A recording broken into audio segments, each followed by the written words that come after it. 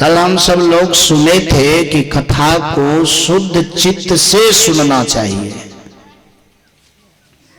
शुद्ध चित्त का अर्थ होता है जिसमें बाल बच्चा का चिंता ना हो, जिसमें घर द्वार का चिंता ना हो, जिसमें धन दौलत का चिंता ना हो जी।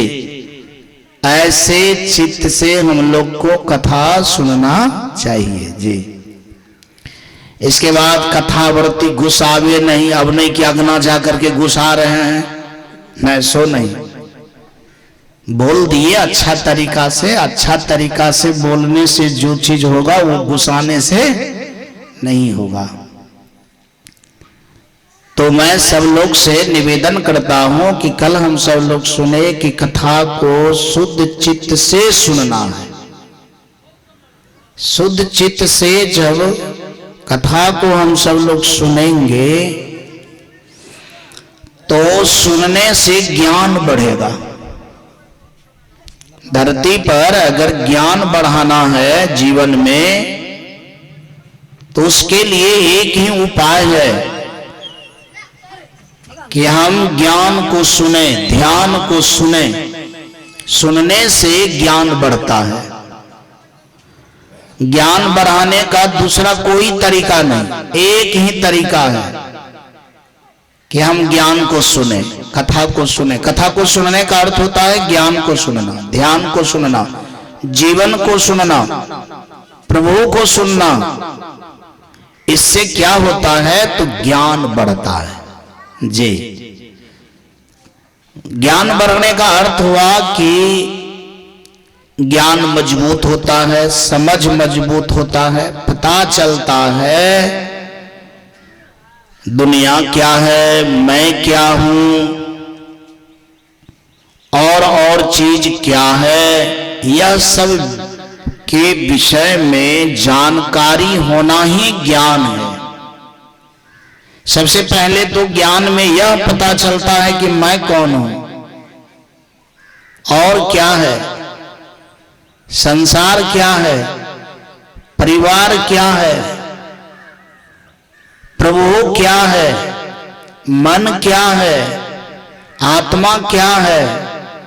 मतलब ये सब विषय में जानकारी होना ही ज्ञान है जी। हम लोग के पास में केवल इतनी ही बात का समझ है, खा लिए, घूम फिर लिए, सो लिए, समय पड़ा तो कुछ लड़ाई भी कर लिए, एक दूसरे को गाली गलौज कर दिए, मुठभेड़ कर लिए, दो पैसा कमा लिए। इसी का नाम जीवन समझते हैं, लेकिन इसका नाम जीवन नहीं है। जीवन को समझने के लिए सब कुछ को समझना पड़ेगा। सबसे पहले ये भी जानना पड़ेगा कि मेरा शरीर जो है यह कितना कीमतवान है, शरीर के अंदर में जो प्राण है वो क्या है, हम लोग का जो मन नहीं लग रहा है इसका क्या कारण है, मन क्या है, ये सब बात का चिंतन मनन हम सब लोग करें। आप क्यों खड़े हैं पीछा में, आ जाओ आगे में बैठो। आगे में बैठने का है सुविधा। आप लोग कुर्सी पर क्यों बैठे हैं, आइए यहाँ बैठिए। और नीचा में आकर के बैठो यहाँ पर। बोलिए प्रेम से श्री कृष्ण भगवान की जय। आप क्या कर रहे हैं, उसको रख करके आप यहाँ बैठिए। उसको नहीं जलाना है, हाँ उसको रख देना। जलाइएगा जब अष्टजाम होगा ना तब सबको एकदम पूरा जला दीजिए। जब तक कथा है तब तक नहीं जलाना। आ जाइए, बैठ जाइए आगे में। क्या नाम है इसका? सदानंद। यही तो हमारा सेवा करता है, सदानंद। छोड़ दीजिए ना, जितना है उतने में ही आकर के बैठिए। जितना बाल बच्चा सब है सबको जो है पीछा कीजिए, एको ठोको नहीं देना है बैठने के लिए।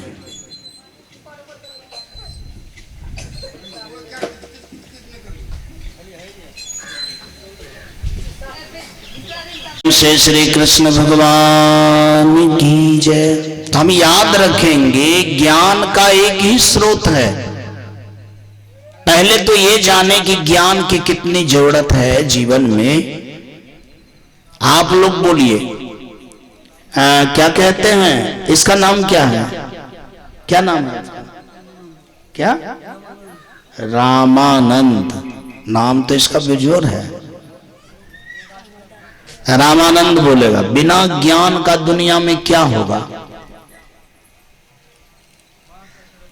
रामानंद,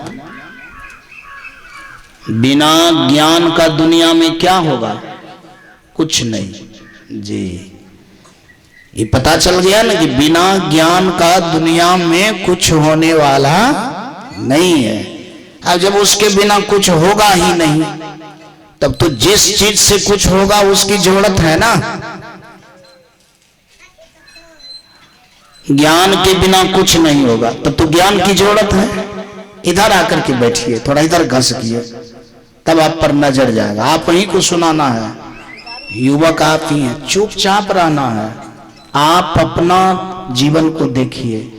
आपको किसी के जीवन को अभी देखने की जरूरत, अंगना में देखिएगा। यहां तो मैं देखता हूं ना, आप अंगना में देखिएगा। मैं जो चीज बोल रहा हूं उसको केवल आपको सुनना है। जब हम आपको कहेंगे बोलने के लिए, तब बोलना है आपको। इधर आ जाइए रामानंद बाबू, इधर गिर सकिए थोड़ा। आज बतला दिए कि कुछ किस सेंटर पर आपको बैठना है, उसी सेंटर पर बैठे रहना है। अलबल नहीं करना है, किसी के साथ में कुछ भी नहीं बोलना है जी। घर है आपका, दरवाजा है आपका, 7 दिन मेरा शासन चलने दीजिए। समझा रही है जी। 7 दिन मेरा नहीं, प्रभु श्री का शासन चलने दीजिए। मेरा का मतलब हुआ प्रभु श्री का शासन जी। और प्रभु श्री के शासन से अगर शासित हो जाएंगे तो हम लोग का दुनिया बदल जाएगा। अभी क्या बात हो रही थी रामानंद बाबू कि बिना ज्ञान का कुछ होने वाला नहीं है। तब तो ज्ञान की जरूरत तो सबको है। हमसे थोड़ा नजर मिलाइए, ज्ञान की जरूरत तो सबको है। आप कितने पढ़े लिखे हैं? 8वीं तक। आपको पढ़ने के लिए तो आता होगा किताब, किताब सब आता है पढ़ने के लिए। बहुत अच्छी बात कि 8 क्लास तक आप पढ़े हैं। बिना ज्ञान का कुछ नहीं होता है। तो प्रश्न हो जाए, सबसे पहला ज्ञान तब क्या होगा? ज्ञान तो संसार में बहुत है। अब जब ज्ञान के बिना कुछ नहीं होता है, तो सबसे पहले हमको कौन सा ज्ञान होना चाहिए? दूसरे का कि अपना का? अरे पहले भगवान का ज्ञान होना चाहिए कि पहले हमको अपने का ज्ञान होना चाहिए? प्रश्न हुआ ना, किसका ज्ञान होना चाहिए पहले? पहले हम भगवान का ज्ञान प्राप्त करेंगे कि पहले हम अपने का ज्ञान प्राप्त करेंगे? हम देखिए, रामानंद बोले कि सबसे पहले हम अपने का ज्ञान प्राप्त करेंगे कि मैं कौन हूं, मैं क्या हूं, मेरा पावर कितना है, हम में कितनी शक्ति है जी। पहले इस चीज को क्या करेंगे, क्या करेंगे, जानेंगे। तो जीवन के विषय में जानना चाहते हैं रामानंद जी, तो आप अपना जीवन का कीमत कितना लगाते हैं?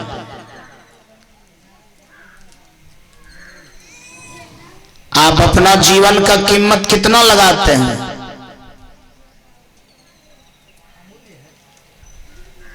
संसार में जो भी काम करते हैं सबका तो मूल्य है। मान लिया जाए कि नाम छे सामने सामने जो बैठल छे भुला गए, हाँ रामेश्वर बाबू। प्रश्न है कि जीवन का दाम है अनमोल, और जो भी काम करते हैं, जो भी पा रहे हैं, सबका है मोल। तब तो इसका मतलब है कि जीवन को तो वहां पर लगा रहे हैं अनमोल चीज को जहां की मोल है। जिस चीज का मोल है उसमें लगाते हैं। मान लिया जाए हम लोग टेंटे चलाने में लगाते हैं, कि हम खेती बाड़ी में लगाते हैं, कि हम दुकानें में लगाते हैं, कि हम पदे प्रतिष्ठा के लिए लगाते हैं। सबका है मोल, सबका है ना, एक सीमा है सबका, लेकिन जीवन है अनमोल। तब तो इस दृष्टिकोण से जीवन जिस जगह पर लग रहा है तो जीवन के लायक तो काम नहीं हुआ, जीवन के लायक काम हुआ। लेकिन जिसका जीवन कोई मोलों में नहीं लगता है, बेकार चीज में लगता है। अरे मान लिया जाए किसी का जीवन टेंट में लगा, तो कम से कम इतना तो है कि उनसे कुछ तो प्राप्त होगा। दुकान में लगा तो कुछ तो प्राप्त होगा, परिवार में लगा चलो कोई भी बात नहीं, कम से कम मोह ममता तो प्राप्त हुआ।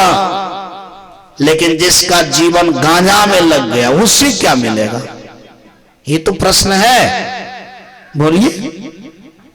मान लिया जाए जिसका जीवन गांजा में लग गया, जिसका जीवन शराब में लग गया, जिसका जीवन गलत से गलत काम में लग गया, उससे क्या मिलने वाला है? उससे तो कुछ नहीं मिलेगा। तब जीवन का क्या हालात होगी? अनमोल चीज तो तब वहां पर पिसाया जा रहा है जहां की कोई बात ही उस तरह की नहीं होनी चाहिए। तो जीवन को क्या करना चाहिए? सबसे पहले बचाना चाहिए कि क्या करना चाहिए? बोलिए। तो जीवन को बचाना चाहिए। कहा जाता है कि जीवन को अगर आप बचाना चाहते हैं तो सबसे पहले जीवन को संसार से अलग करना पड़ेगा। क्या करना पड़ेगा? तब जीवन केवल बचेगा। जीवन बच गया तो समझिए सब कुछ बच गया, क्योंकि जीवन अनमोल है। अब अनमोल चीज बच गया, अब रहिए क्या गया? आप अपने जीवन को केवल बचा लिए। केवल क्या किए? देखे होंगे आप लोग, साधु लोग सब दुनियादारी को छोड़ करके जंगल भाग जाता है। वहां क्या मिलता है उसको? सुरेंद्र बाबू बाजते। प्रश्न है, जबकि वो ओवर ब्रिलियंट है, उसमें जो कहिएगा कोई ताकत भी कम है, सो वाला बात नहीं है। अगर राजा को कह दे कि तू भस्म हो जा तो भस्म हो जाएगा। बताइए, इतनी शक्ति है।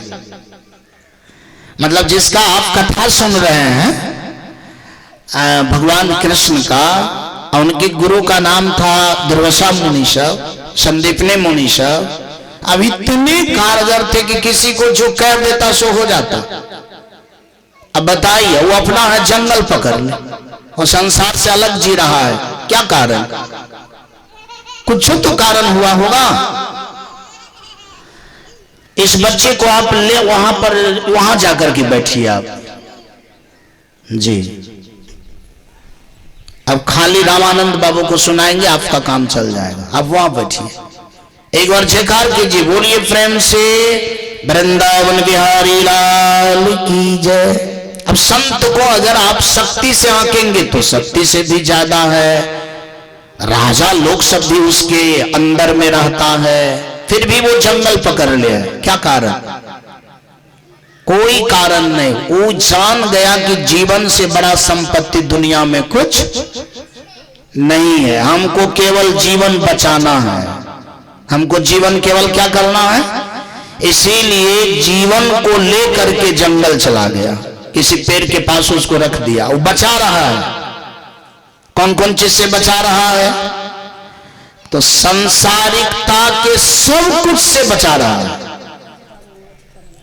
बात समझ में आ रही है? सब कुछ से बचा रहा है। सब कुछ से बचाने का मतलब कि दुनिया के रूप से बच रहा है, सेंट से बच रहा है, स्वाद से बच रहा है, दुनिया के वातावरण से, शब्द से बच रहा है, दुनिया को छूने के लिए भी तैयार नहीं, वह स्पर्श से बच रहा है।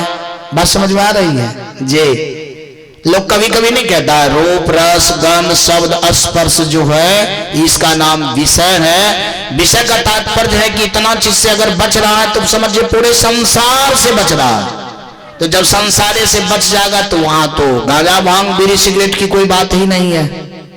है कोई बात? कोई बात नहीं। अब बस इतना से ही बच रहा है, इतना से बच रहा है तो काम कौन हो रहा है? उसका जीवन बच रहा है। उसको लगा कि जीवन से बड़ा संपत्ति दुनिया में कुछ भी नहीं है, जीवन से बड़ी संपत्ति दुनिया में कुछ भी नहीं है। तो क्या करना चाहिए? जीवन को बचाना चाहिए कि नहीं? जीवन को बचाना चाहिए कि नहीं? और जो आदमी अपने जीवन को बचाना चाहता है और बचाने के रास्ते पर चल रहा है, समझिए कि उसके पास में जीवन का ज्ञान हो गया। क्या हो गया? जीवन का, बस जीवन का केवल आपके पास ज्ञान हो जाए तो जीवन आपका बचना शुरू हो जाएगा। जीवन का ज्ञान नहीं होगा, जीवन आपका नहीं बचेगा। अब इसका मतलब है कि जो व्यक्ति का जीवन बीड़ी में, सिगरेट में, चाय में, पान में, जर्दा में, दारू में, गांजा में लग रहा है, समझिए उसको अपना जीवन का ज्ञान क्या माना जाएगा? उसको अपना जीवन का ज्ञान नहीं है। तो मेरा कहने का तात्पर्य है कि जिसको अपना जीवन का ज्ञान नहीं है, उस जीवन से किसी भी चीज का ज्ञान उसको नहीं हो सकता है। एक बार बोल देना पड़ेगा, बोलिए प्रेम से वृंदावन बिहारी लाल की जय। जैसे एक बहुत सुंदर बात है कि एक संत को एक आदमी ने कहा, वो आदमी था वकील साहब। वकील तो बहुत ज्यादा बात को तोड़ने मरोड़ने के लिए जानता है ना। तो उन्होंने बोला, साधु महात्मा लोग जो है ना, संसार को बेवकूफ समझता है, संसार को बेवकूफ समझता है। जैसे महात्मा सब कहते हैं इस संसार अंधा है, तो इसका मतलब है कि संत को केवल दिखलाई देता है। क्यों बोले संत लोग सब? जैसे संत कबीर बाबा सब भी बोले हैं कि ही समझाओ ये जग अंधा, जग मन संसार, संसारे अंधा है।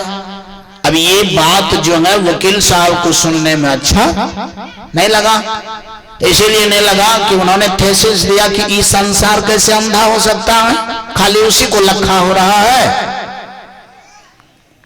इसीलिए संत महात्मा पर कुछ न कुछ कार्रवाई होना चाहिए, या ऐसे चीज को बोलने से बाधित करना चाहिए, या ऐसे चीज को किताब से निकाल देना चाहिए। जी, वो अपना थेसिस दे रहे थे। बात तो सही है ना कि ये पूरे संसार को अंधा कह देने का अर्थ क्या हुआ? आप लोग को भी अंधा कह देना। मैं भी हूं तो मैं भी अंधा हो गए, जितने भी लोग सब अंधे हो गए। सब लोग थेसिस करेंगे कि हमारे पास 2 आंख है, अभी भी आंख है तब तो चल करके आया हूं, आंख है तब तो देख रहा हूं। जी, इसी तरह से वार्तालाप चल रही थी। तब तक में 5000 जो मधु वगैरह गुटखा वगैरह होता है वो बेचने वाले चले आए। कहां जा रहे हैं रामेश्वर बाबू? वो बेचने वाले चले आए। तो वकील साहब बोले कि भाई एक पुड़िया दे दो। एक पुड़िया दे दिया। तो पुड़िया आजकल 2 ठो चलता है, एक को चीरना पड़ता है, दूसरा को मिलाना पड़ता है। तो चीर करके जो है मिलाने लगा। तो जिसको बोल रहे थे वो भी साधुए था, इसलिए साधु की निंदा तो साधुए के पास होता है। तो साधु ने कहा वकील साहब से, वकील साहब कहा जी, कहा देखिए संत लोग जो बोले कि ही समझाओ ये जग अंधा, ठीक है आप भी अंधे हैं? कहे कैसे? तो कहा पुड़िया को देखिए क्या लिखा हुआ है। तो लिखा हुआ था कि पुड़िया खाने से कैंसर की बीमारी होती है, ये बहुत बड़ा डेंजर है, खतरनाक है। वकील साहब बोले कि देखिए आप पढ़े लिखे भी हैं, लिखा भी है, फिर भी आप खाते हैं। बताइए तो आपसे ज्यादा अंधा दुनिया में कौन हो सकता है? तो वकील साहब बोले सच में, तब तो इस दृष्टिकोण से मैं अंधा हूं। कहा इसी दृष्टिकोण से संत लोग भी इस दुनिया को क्या कहा है? अंधा कहा है। और महात्मा ने वकील साहब से कहा कि वकील साहब आप सब कुछ जानते हैं, लेकिन आपको अपना जीवन का ज्ञान नहीं है कि आपके जीवन का मूल्य कितना है। जिस दिन आप इस चीज को जान जाएंगे न, उसी दिन आप गुटखा को भी जानेंगे। जब तक आप जीवन के मूल्य को नहीं जानेंगे तब तक आप गुटखा को भी नहीं जान सकते हैं, संसार को भी आप नहीं जान सकते हैं, कोई भी प्राणी को आप नहीं जान सकते हैं जब तक कि आप अपने जीवन को नहीं जान पाएंगे। इसका नाम है ज्ञान, कि पहले हम जीवन को जाने। जब जीवन अनमोल है, और आज जीवन हम लोग का किसका किसका पीछा है बोलिए तो? छोटा छोटा चीज के पीछा है। कह दें तो आप लोग को बड़ा खराब लगेगा, लेकिन कहना तो पड़ेगा। आज अनमोल जीवन, विचित्र जीवन जी रहा है। जो नहीं करना चाहिए वो भी कर रहा है। मैं समझ आ रही है? आज बाल बच्चे, अगर मानव हो हम लोग, तो बाल बच्चे को शिक्षा के पीछा लगाना चाहिए। तो हम लोग का बाल बच्चा आचरा कचरा के पीछा लगा हुआ रहता है, उसको फुर्सत ही नहीं आचरा कचरा से। तो मेरा कहने का तात्पर्य ये है, ज्ञान का अर्थ है सबसे पहले कि हम जीवन को समझें। जीवन बड़ा अनमोल है। कहा जीवन इतना बड़ा अनमोल है कि इनसे हम 4 चीज पा सकते हैं, अर्थ, धर्म, काम और मोक्ष। ये 4 चीज पा सकते हैं, अर्थ, धर्म, काम और मोक्ष। अर्थ भी पा सकते हैं, धर्म भी पा सकते हैं, काम भी पा सकते हैं, मोक्ष भी पा सकते हैं। अब आप प्रश्न करेंगे कि क्या चारों चीज में चारों चीज पाएंगे, कोई एक ही चीज पाएंगे? चारों चीज पाएंगे। पाएंगे तो चारों चीज मिलेगा, नहीं मिलेगा तो कुछ नहीं मिलेगा। ये जो आप सोचिएगा कि एक चीज अलग कर देंगे और 3 चीज बाद हो जाएगा, ऐसी बात नहीं है। मिलेगा तो सब कुछ मिलेगा, नहीं मिलेगा तो कुछ नहीं मिलेगा। और याद रखिए, मोक्ष उसी को होता है जिसको ये 3 चीज मिल जाता है, अर्थ, धर्म, काम। ये 3 चीज जिसको मिल गया उसी को चौथा चीज हासिल होता है, मोक्ष। और जिसको ये 3 चीज नहीं मिलता है उसको चौथा चीज हासिल नहीं होता है। और सबसे बड़ी बात यह है कि ये चारों चीज को अगर आप सही से समझेंगे तो ये जीवन से ही संभव है, जीवन के अलावे और कोई चीज से संभव नहीं है। अच्छा एक बात बताएं, केवल अगर आप ये जान जाए कि मेरा जीवन अनमोल है, इस जीवन का जोड़ा इस दुनिया में कोई नहीं है, इसीलिए हम अपने जीवन को बचा लें। क्या करें? जब ये जीवन को बचा लेंगे तब तो क्या हो जाएंगे? जीवन बच गया तो समझिए धन आपको क्या होगा? क्योंकि अनमोल चीज आपका बच गया। अब अनमोल चीज आपका बच गया तो आप क्या हो जाएंगे? धनी हो जाएंगे। केवल आपको जीवन बचाना है। ये केवल सुरेंद्र बाबू के लिए है कथा। क्या आप इस कथा को बढ़िया से लीजिए, और ले चाहे नहीं ले। हमारा यजमान तो पीछा में माथा हिलाने लगते हैं, दो कौन फेरा में पड़ गलो झूठे। बस समझा रही है, इसको लगता है कि बेकार हम यजमान हो गए। हम फ्री रहते तो अपना घूमते फिरते रहते। तो एक बार बोलना पड़ेगा, बोलिए प्रेम से श्री कृष्ण भगवान की। जीवन अनमोल है, जीवन को किसी ने बचा लिया तो वो क्या हो गया? एट फर्स्ट धनी हो गया। क्या हो गया? धनी हो गया। उसका जीवन बच गया। आज हम लोग का धन सर्वस्व सब घिसाया जा रहा है। जीवन क्या होता जा रहा है? बोलिए सब आदमी, जीवन घिसाया जा रहा है। कहां घिसाया जा रहा है? गलत जगह। मेरा कहने का तात्पर्य है कि जो जगह एक दिन काम में आने वाला नहीं है, जिस जगह पर हम सब लोग अभी दावा दे रहे हैं कि ये घर मेरा है, ये मकान मेरा है, ये तालाब मेरा है, एक दिन आपका रील वहां से क्या हो जाएगा? कटिस हो जाएगा जी। तो ये भी धन चला गया और जीवन का भी धन आपका। कभी कभी सुने होंगे आप लोग, न कुत्ता घाट का न घर का, दोनों में से कहीं का नहीं। एक दिन हम लोग का हालत होने वाला है कि जिस चीज के लिए हम माथा पटक रहे हैं ये भी खत्म हो जाएगा, और जिस चीज से माथा पटक रहे वो चीज वो खत्म हो गया।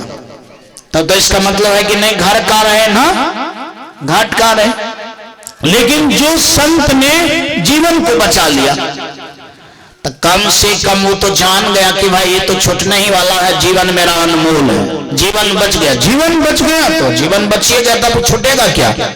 छूटने का कोई सवाल ही नहीं है। तो कहा जाता है कि जीवन बचाने वाले आदमी सर्वप्रथम अर्थ को पाता है। अर्थ का मतलब हुआ जीवन। जीवन से बड़ा अर्थ संसार में कुछ भी नहीं है। आपका जीवन है नहीं तो जमीन कहां? बोलिए सब, आपका जीवन ही नहीं तो मेरा कहने का तात्पर्य है परिवार कहां? आपका जीवन ही नहीं तो बैंक बैलेंस कहां? आपका जीवन ही नहीं तो इतना गाड़ी घोड़ा मोटर कार कहां? कुछ भी नहीं है। इसका मतलब है कि जीवन सब धन का धन है, सब धन का धन है। और इसका मतलब है कि जो जीवन को बचा लिया तो सब धन के धन को क्या किया? बचा लिया, जड़े को पकड़ लिया। तब तो इसका मतलब है कि जीवन बचाने वाले आदमी क्या हो गया? अर्थवान हो गया। तो सबसे अर्थवान इस दुनिया में कौन होगा? जो जीवन बचाया। साधु संत क्या करता है? जंगल में जाकर के जीवन को बचा लेता है, जुगा लेता है। इसका मतलब है कि संसार में सबसे बड़ा अर्थवान कौन हो गया? संत हो गया। तो ये बात का पता तो होना चाहिए कि साधु के संग करने से सबसे पहले आपको अर्थ की प्राप्ति होगी। कौन चीज की प्राप्ति होगी? आज जो कहा जा रहा है, किसी को समझाया जा रहा है, तो इस समझने से क्या बचेगा? जीवन बचेगा। जीवन बचेगा तो क्या होगा? धन बचेगा। जीवन से बड़ा कोई संसार में संपत्ति नहीं है। अब बताइए, साधु के संग करने से सबसे पहले आपको क्या बचेगा? धन बच जाएगा, जीवन बच जाएगा। अब जब धन बच गया, धन की प्राप्ति हो गया तो काम तो हो गया आपका, काम तो हो गया। अब इससे बड़ा का काम क्या है? काम तो उसी को न कहा जाता है जिस चीज से धन प्राप्त हो, ऐसे ही रास्ता का नाम काम है ना? अर्थ करते हैं ना आप लोग कि जिस चीज को करने से धन की प्राप्ति हो वही काम है। जैसे हम लोग अभी सेंस लगाते हैं कि मकई उपजाने से रुपया होगा, इसलिए मकई उपजाना काम है। दुकान करने से रुपया पैसा होगा, इसीलिए दुकान चलाना क्या है? काम है। लेकिन हम लोग ये भी जाने कि टाकास का भी मूल धन यानी जड़ जो है जीवन है। यही ना बात हुई। मक्का का भी जड़ जीवन है, रुपया का भी जड़ जीवन है, दुनियादारी के बाल बच्चा का भी जड़ जीवन है। जीवन सब धन का धन है, और इसको बचा लिए तो समझिए सबसे बड़का काम भी हो गया, धन भी हो गया। एक बार जयकार तो करना पड़ेगा। बोलिए प्रेम से वृंदावन बिहारी लाल की जय। और जीवन को अगर बचा लिए संसार से, विषय से, रूप से, रंग से, इत्यादि इत्यादि चीज से, नशा से, स्पर्श से, तो समझिए इनसे बढ़कर धर्म क्या होगा? धर्म का तो अर्थ होता है पवित्र हो जाना। क्या हो जाना? क्या हो जाना? पवित्र हो जाना। मेरा कहने का तात्पर्य है कि धर्म लोग क्यों करता है? पवित्र होने के लिए ना। वृंदावन बिहारी लाल की जय। तो मैं क्या कह रहा था आप लोगों से कि धर्म भी वही है जो प्रपंच से बच जाए। जी बताइए, ये तीनों काम सॉल्व हो गया कि नहीं हो गया? धन भी हो गया, धर्म भी हो गया, काम भी हो गया। और जो ये तीनों काम कर लेंगे तो इसका जीवन क्या हो जाएगा? मुक्त हो जाएगा, मोक्ष गति को प्राप्त कर लेगा। इसका मतलब है जीवन को बचाने मात्र से आप मोक्ष गति को प्राप्त कर लेंगे। जीवन को बचाने मात्र से आपका काम हो जाएगा, और जीवन को बचाने मात्र से आप धर्मात्मा हो जाएंगे। अब बताइए, वो जीवन हम सब लोग को मिल गया है, वो जीवन हम सब लोग को कर क्या रहे हैं उस जीवन के साथ? उस जीवन के साथ धोखा कर रहे हैं कि जीवन को लगाना चाहिए जीवन को बचाने में, तो जीवन को लगा रहे हैं जीवन को गंवाने में। बोलिए प्रेम से वृंदावन बिहारी लाल की जय। अच्छा एक बात बताइए, जीवन का केवल ज्ञान हो जाए, जीवन का केवल ज्ञान हो जाए कि जीवन से बड़ा कीमती चीज कुछ नहीं है, तो वैराग्य ऑटोमेटिक हो जाएगा कि लाना पड़ेगा? है वो तो जानेगा कि मैं जीवन को संसार में लगाने से हमारा जीवन बर्बाद होगा, इसीलिए हमको अलग होना है। उससे क्या होना है? अलग होना है। देखिए ज्ञान का तात्पर्य होता है कि जब ये आपको जीवन का ज्ञान हुआ तो उसको आप बचाने के लिए अलर्ट हो जाएंगे। कि प्रेम से वृंदावन बिहारी लाल की जय। कथा कैसे आती है भगवान के घर से, और हम लोग उस कथा का कोई मूल्य देना पसंद नहीं करते। बड़ा मुझे खराब लगने लगता है कि आखिर कथा का मूल्य हम दे क्यों नहीं रहे हैं, क्या कारण हो गया? तभी मैंने क्या कहना था आप लोग से, केवल जीवन का ज्ञान हो जाए कि जीवन कितना मूल्यवान है, तो आपको जीवन के ही साथ सब कुछ की प्राप्ति हो जाएगी। अच्छा मैं एक बात सुनाना चाहता हूं आप सब लोग से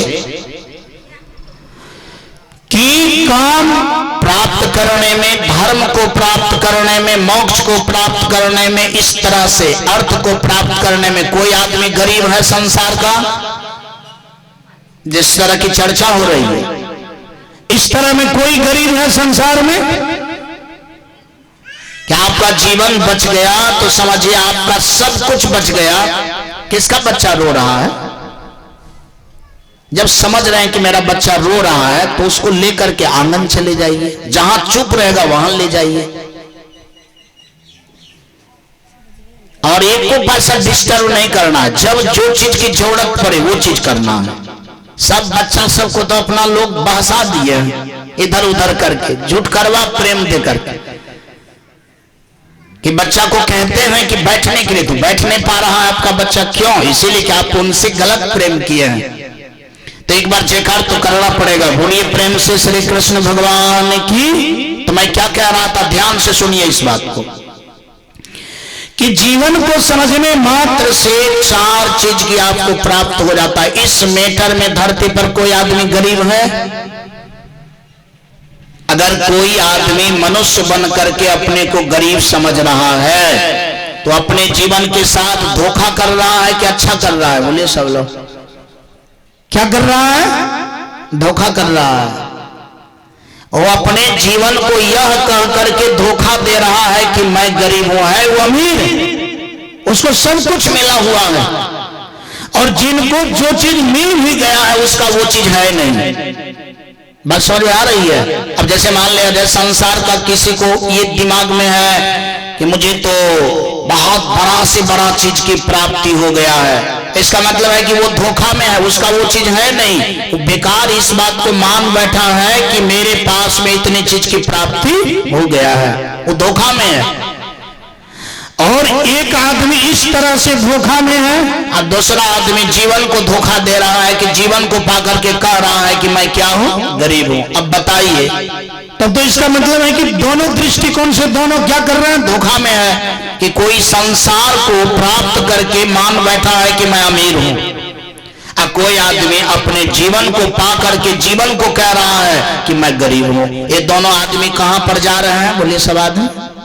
इसका मतलब है कि दोनों आदमी धोखा में पड़ करके अपने जीवन को समझने के लिए तैयार नहीं है।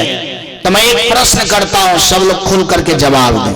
पूरा संसार को पाल लो और वो मान करके कहे कि मैं अमीर हूं, यह बात अज्ञान है कि यह बात ज्ञान है? यह बात तो अज्ञान हो गया। ज्ञान तो इतना ही है कि जीवन से बड़ा संपत्ति संसार में और कुछ भी नहीं है, केवल इसको बचाना है, केवल इसको क्या करना है? बचा लेना है, बस हो गया। हम एक बात सुनाना चाहते हैं, बचाने के लिए संसार की कोई चीज की जरूरत है? जैसे बचाने के लिए क्या बांस की जरूरत है, अर्थ की जरूरत है, या संसार के लोगों की जरूरत है? जीवन को बचाना चाहते हैं तो केवल जीवन के ज्ञान की जरूरत है। बात समझ में आ रही है? और और कहा गया कि जब कथा होने लगा जी, तो कथा यदि प्रेम से सुनेगा और जीवन का जब ज्ञान होगा तो वैराग्य उसका ऑटोमेटिक क्या हो जाएगा, चूंकि वो जानता है कि संसार में सटने से हमारा संपत्ति की बर्बाद होता है, इसीलिए वो संसार से हटेगा। इसी का नाम वैराग्य है। इसी का नाम क्या है? और ज्ञान वैराग का ही सम्मेलन का नाम है सुखदेव मुनि। क्या है बोलिए सब लोग? सुखदेव मुनि का तात्पर्य हुआ कि ज्ञान और वैराग के ही मेल का नाम क्या है? हाँ, सुखदेव कौन हो सकता है? सुखदेव वही हो सकता है जो आदमी को ज्ञान हो गया। कौन चीज का ज्ञान? जीवन का। और दूसरा कि जीवन का ज्ञान हो जाए, और जब ये ज्ञान होगा तो संसार से वो क्या करेगा? भागेगा। संसार से क्या होगा? मैं आप लोगों को कथा वहां भी सुनाए थे, लेकिन अभी थोड़ा दूसरा ढंग से कह रहा हूं कि सुखदेव मुनि को जब ज्ञान हुआ तो संसार से भाग रहा था कि संसार से सट रहा था? बोलिए सब आदमी। आपको पता होना चाहिए कि सुखदेव मुनि का जब ये जन्म हुआ तो वास्तव में जन्म जो ही हुआ तो वो संसार से टच भी नहीं किया, वो भाग गया। क्यों भाग गया? क्यों भाग गया? क्या कारण? क्यों भाग गया? क्या कारण? इसीलिए भाग गया कि वो जान गया कि संसार से सटेंगे ना तो मेरा जीवन खराब हो जाएगा। हमारा जीवन का जो संपत्ति है ना उसमें क्या पड़ जाएगा? आंच पड़ जाएगा, यानी वो बर्बाद हो जाएगा। बस समझ में आ रही है? इसीलिए उन्होंने संसार से क्या किया? भाग गया। और भाग करके क्या किया? जीवन को बचाया। जी, अगर हम लोग के भी अंदर में अभिज्ञान हो जाए कि मेरा जीवन तो बहुत कीमती है, लेकिन इतना कीमती चीज बड़ा धुरफंदी चीज में लग रहा है, तो हम लोग के भी जीवन में वैराग्य होगा कि नहीं होगा? बोलिए सब लोग। ज्ञान हुआ, वैराग्य हुआ। तो एक बार तो सुखदेव मुनि संसार से भाग रहे थे, हम लोग भी जब ये इस बात को समझेंगे तो हम लोग भी क्या करेंगे? संसार से भागना शुरू करेंगे। तब तो इसका मतलब है कि आपके जीवन में सुखदेव मुनि कथा जो प्रेम से सुनेंगे तो तुरंत प्रकट हो जाएंगे। क्या हो जाएंगे? कहा जाता है कि जहां कथा को प्रेम से सुना जाता है वहां सुखदेव मुनि प्रकट हो जाते हैं, आ जाते हैं। बोलिए प्रेम से श्री कृष्ण भगवान की जय। याद रहे, कथा आप सुन रहे हैं और आपके अंदर में सुखदेव मुनि नहीं आए। एक लाइन में बात समझना चाहिए कि हम कथा सुन करके भी नहीं सुने, कथा में आकर के भी कथा में नहीं आए, यजमान बन करके भी हम यजमान नहीं बन पाए। इसका मतलब है कि यजमान बनना कोई साधारण खेल कहां बोल रहे हैं? यजमान बनना कोई साधारण खेल नहीं है।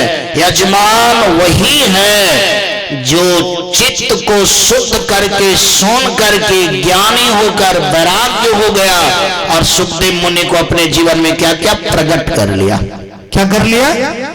प्रकट कर लिया। कहा जाता है कि मैंने आप लोग से यही विनीत निवेदन किए थे कि ज्यों ही इस तरह से कथा हुई तो वास्तव में उस कथा में सुखदेव मुनि क्या किए? आ गए।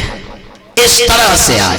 मेरा कहने का तात्पर्य ये है कि सुखदेव मुनि आज भी आ गए होंगे आपके चित्त में जब आप कथा को शुद्ध चित्त से सुने होंगे।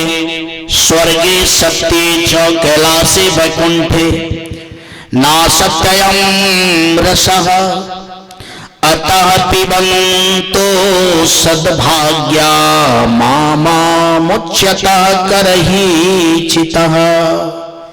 कहा गया कि जो रस कथा में है, जो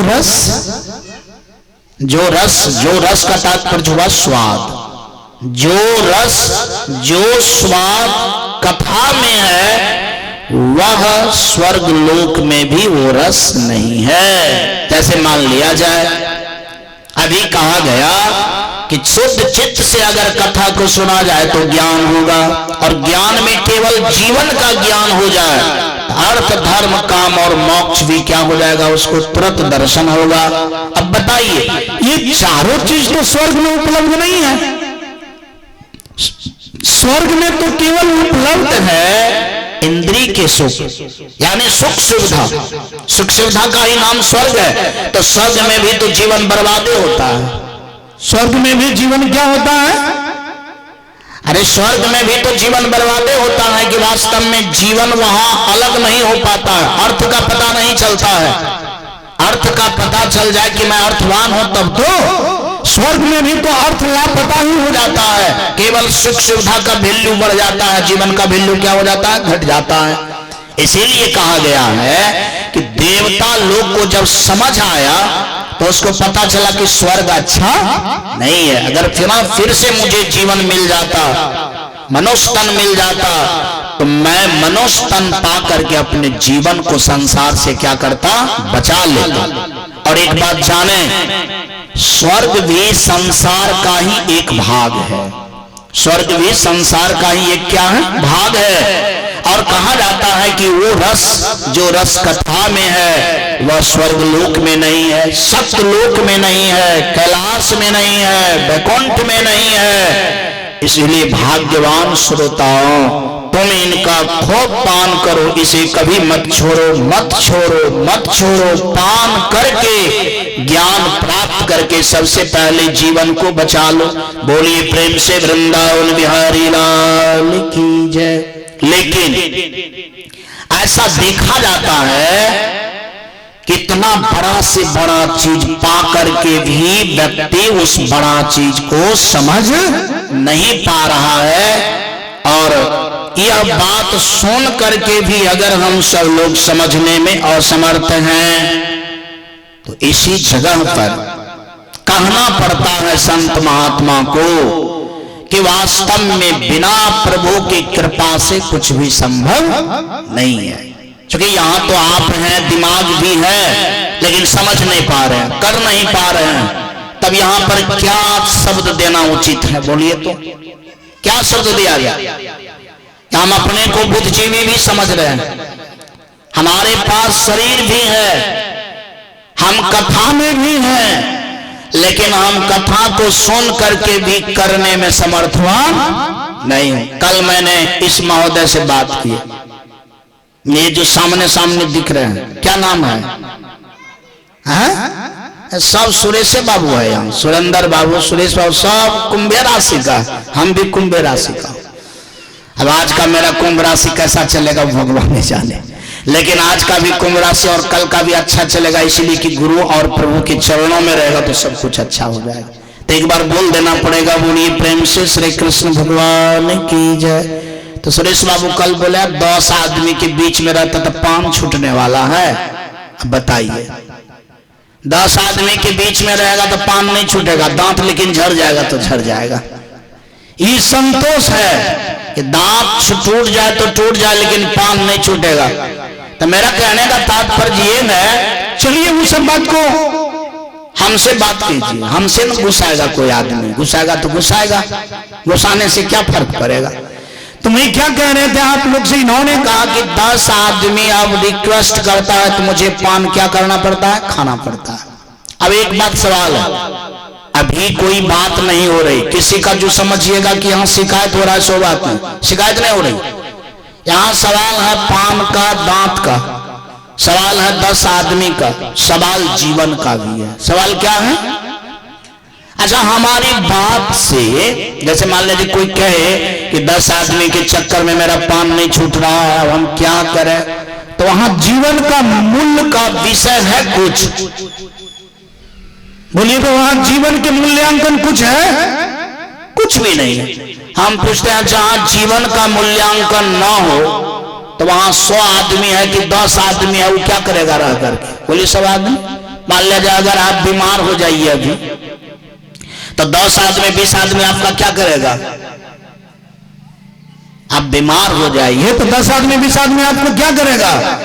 वो बहुत करेगा ना, आपके पास आएगा।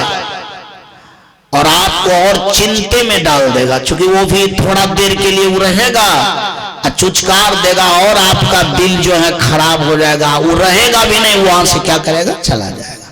हम पूछते हैं आप रहिएगा तब ना 10 आदमी, और आपके जीवन में आपका अपना जीवन की मूल्यांकन जरा सा भी नहीं है। तो जहां जीवन का ही मूल्य नहीं है और चीज का मूल्य रह करके क्या होगा? तो ज्ञान क्या कहता है? अपना जीवन के मूल्य को समझना कि हम दूसरे के पीछा में हम चले, क्या करें? जिस दिन हम अपने जीवन के मूल्य को समझ जाएंगे, तो आज 10 आदमी ना आपके पास, संसार ही आपका हो जाएगा। क्या हो जाएगा? 10 आदमी के पीछा में आप क्यों रहते? 1000 आदमी के पीछा में हम क्यों रहे? पूरा संसार हमारा इंतजार क्यों ना करे? आज उसी के पीछा पूरा संसार है जो आदमी संसार से भागता नजर आ रहा है। जैसे मैं सुखदेव मुनि का नाम लिए, सुखदेव मुनि संसार से भाग रहा है और संसार पकड़ पकड़ करके उसको मंडप में गीत गा रहा है। बस समझ में आ रही है? अब बताइए, आप अभी जिंदे हैं तो 100 आदमी आपके पास बुलाने से आएगा कि नहीं आएगा, लेकिन सुखदेव मुनि की बात को सुनने के लिए कब कहिया मर गया होगा तैयो आज बपरार काटता है उनकी बात को सुनने के लिए। आज भी उनके पीछे सैकड़ों लोग हैं। मेरे जैसा महात्मा लगभग हजारों ने लाखों आदमी इस धरती पर आज कथा करता होगा, उसका करता होगा कि नहीं करता होगा? बताइए। इसका मतलब है कि जो जीवन को बचाया उसके पीछे संसार घूम रहा है, और हम अपना जीवन को छोड़ करके 10 आदमी के बात के चक्कर में, पान के चक्कर में, गांजा के चक्कर में, शराब के चक्कर में, डोका ककरोल के चक्कर में हम घूम रहे हैं। इसका मतलब है कि हमारी बुद्धि कहाँ है? बोलिए सब आदमी। इसका मतलब है कि हमारे पास बुद्धि नाम की कोई चीज ही नहीं है। और जिस दिन ज्ञान हो जाएगा, ऑटोमेटिक आपका जीवन संसार से अलग होगा, और जो ही अलग होगा तो सुखदेव मुनि आपके जीवन में क्या हो जाएगा? बाजू सभा में प्रकट हो जाएगा। जी याद रखिए, अभी केवल आप कथा सुन रहे हैं, लेकिन कथा अगर प्रेम से सुनिएगा तो कथा करने वाले आपके जीवन में क्या हो जाएगा? प्रकट हो जाएगा। क्या हो जाएगा? और याद रखिए, जिस वक्त आपके चित्त में सुखदेव मुनि आ गया, समझिए आपका घर का क्या हो जाएगा? जीवन का क्या हो जाएगा? जय। क्या हो जाएगा? हाँ, और जहां जय हो जाएगा वहीं क्या हो जाएगा? विजय। अगर आप अपने जीवन को जय करना चाहते हैं, विजय करना चाहते हैं, तो सुखदेव मुनि को चित्त में ज्ञान सुन करके 1 मिनट में लाने का क्या करें? प्रयास करें। शायद मैं समझता हूं बहुत के चित्त में आ गया भी होगा, बहुत के चित्त में नहीं भी आया होगा, और बहुत के चित्त से यह बात बहुत दूर भी होगा, लेकिन मेरे पास सबों का स्वागत है। मेरे पास किसी का निरादर नहीं है, इसीलिए कि यह सारा कुछ प्रभु के ही कृपा से संभव है। आइए देखिए, जो ही सुखदेव मुनि आए तो पता चल गया नारद को, चूंकि कथा में नारद जी थे, कथा सुने चित्त शुद्ध होकर के तो ज्ञान वैराग आया, और उसको पता चल गया नारद भगवान को कि हमारे हृदय में सुखदेव मुनि आ गए। और सुखदेव मुनि को जो ही देखे तो किस दृष्टि से देखे? अरे आया होगा अभी भी, लेकिन वास्तव में वो बाहर की दृष्टि से देखने योग्य बात नहीं है, ये अंदर की दृष्टि से देखने योग्य बात है। और जब ये उस बात को देखना प्रारंभ करेगा, उसको पता चल जाएगा कि स्वर्ग लोक, सत्यलोक, कैलाश, वैकुंठ, ये सब क्या है? हमारे पास फेल है। क्या है?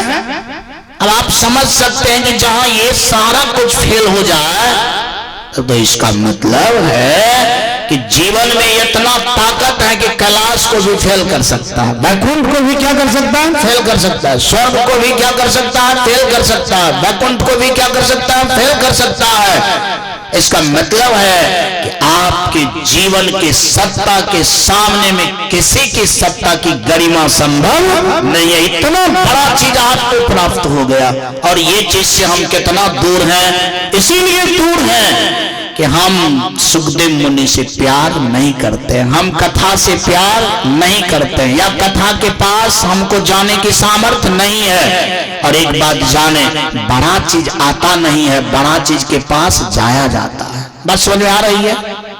अब जैसे मान लिया इस दरवाजे पर कथा हो रही है, तो आप क्या ऐसा सोचते हैं कि कथा को पैसा से आप खरीद लेंगे? बोलिए, पैसा से आप खरीद लेंगे कथा को?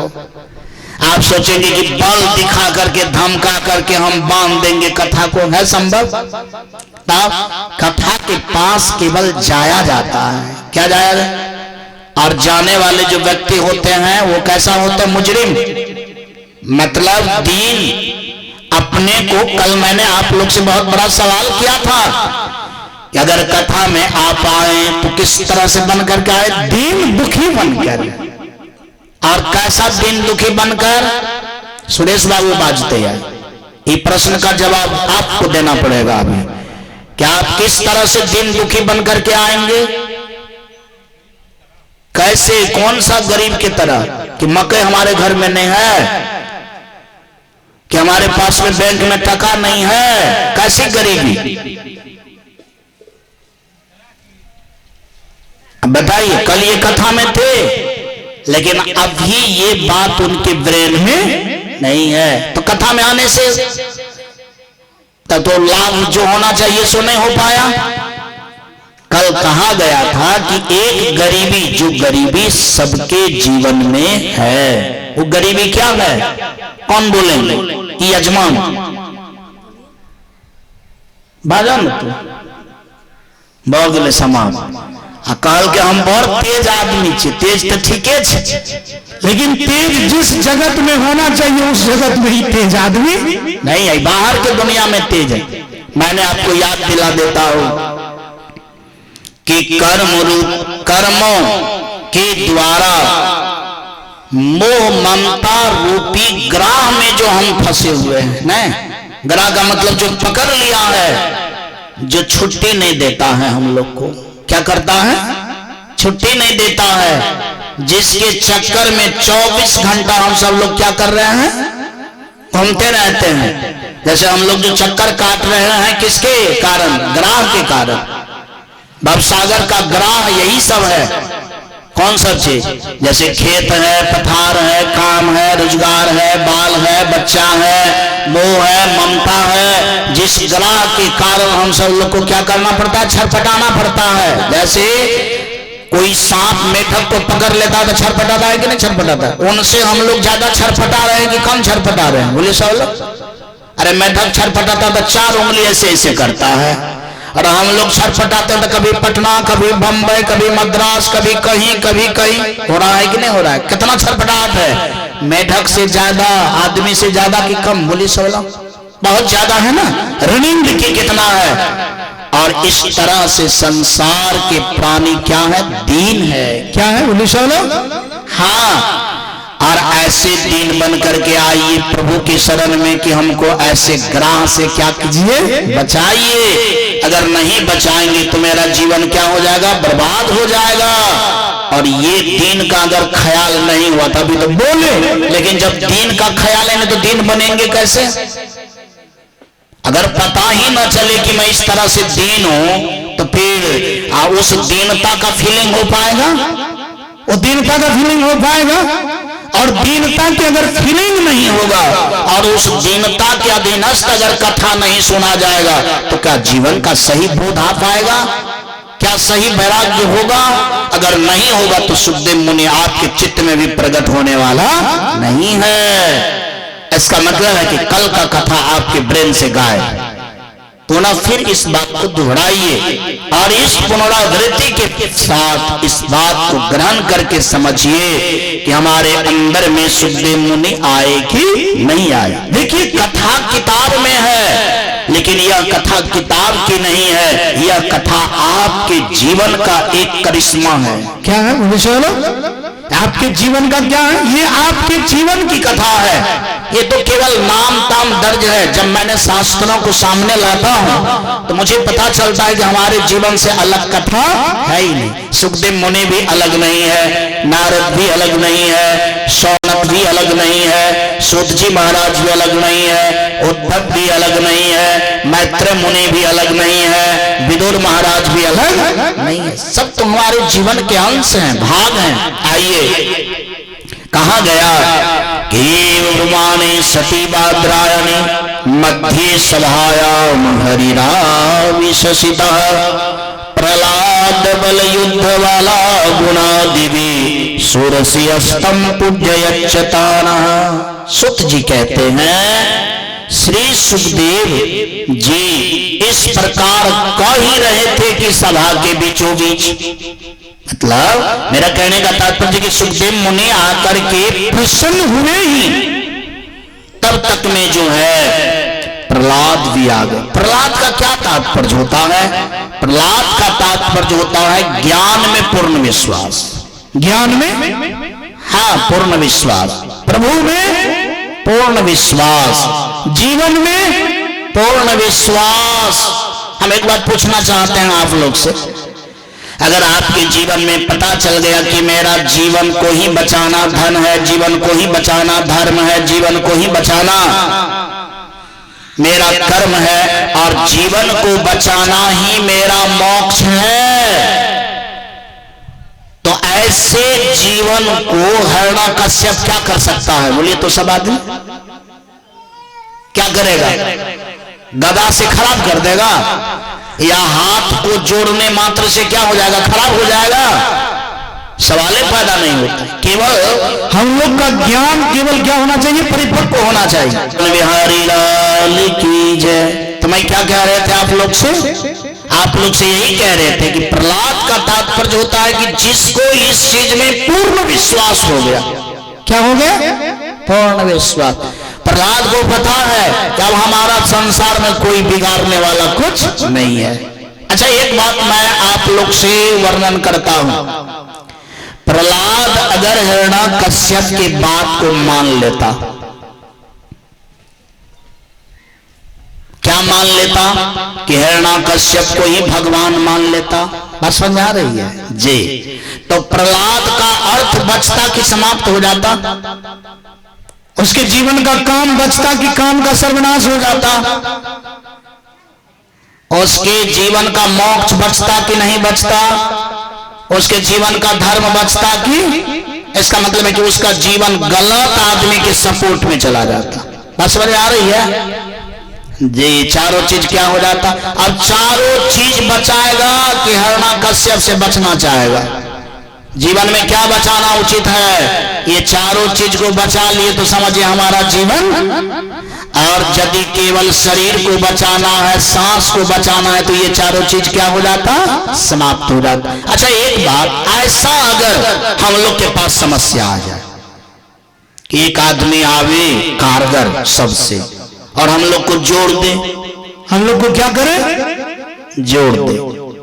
या आप लोग को नहीं जोड़े, हम ही को जोड़ दे कि तू बहुत कथा हाँक रहा है डिंग डांग, आओ तुम्ही को बांध देता हूं। हमको उल्टा बांध दे, लाठी दिखावे, कल से तुमको कथा नहीं करना है। बात समझ आ रही है?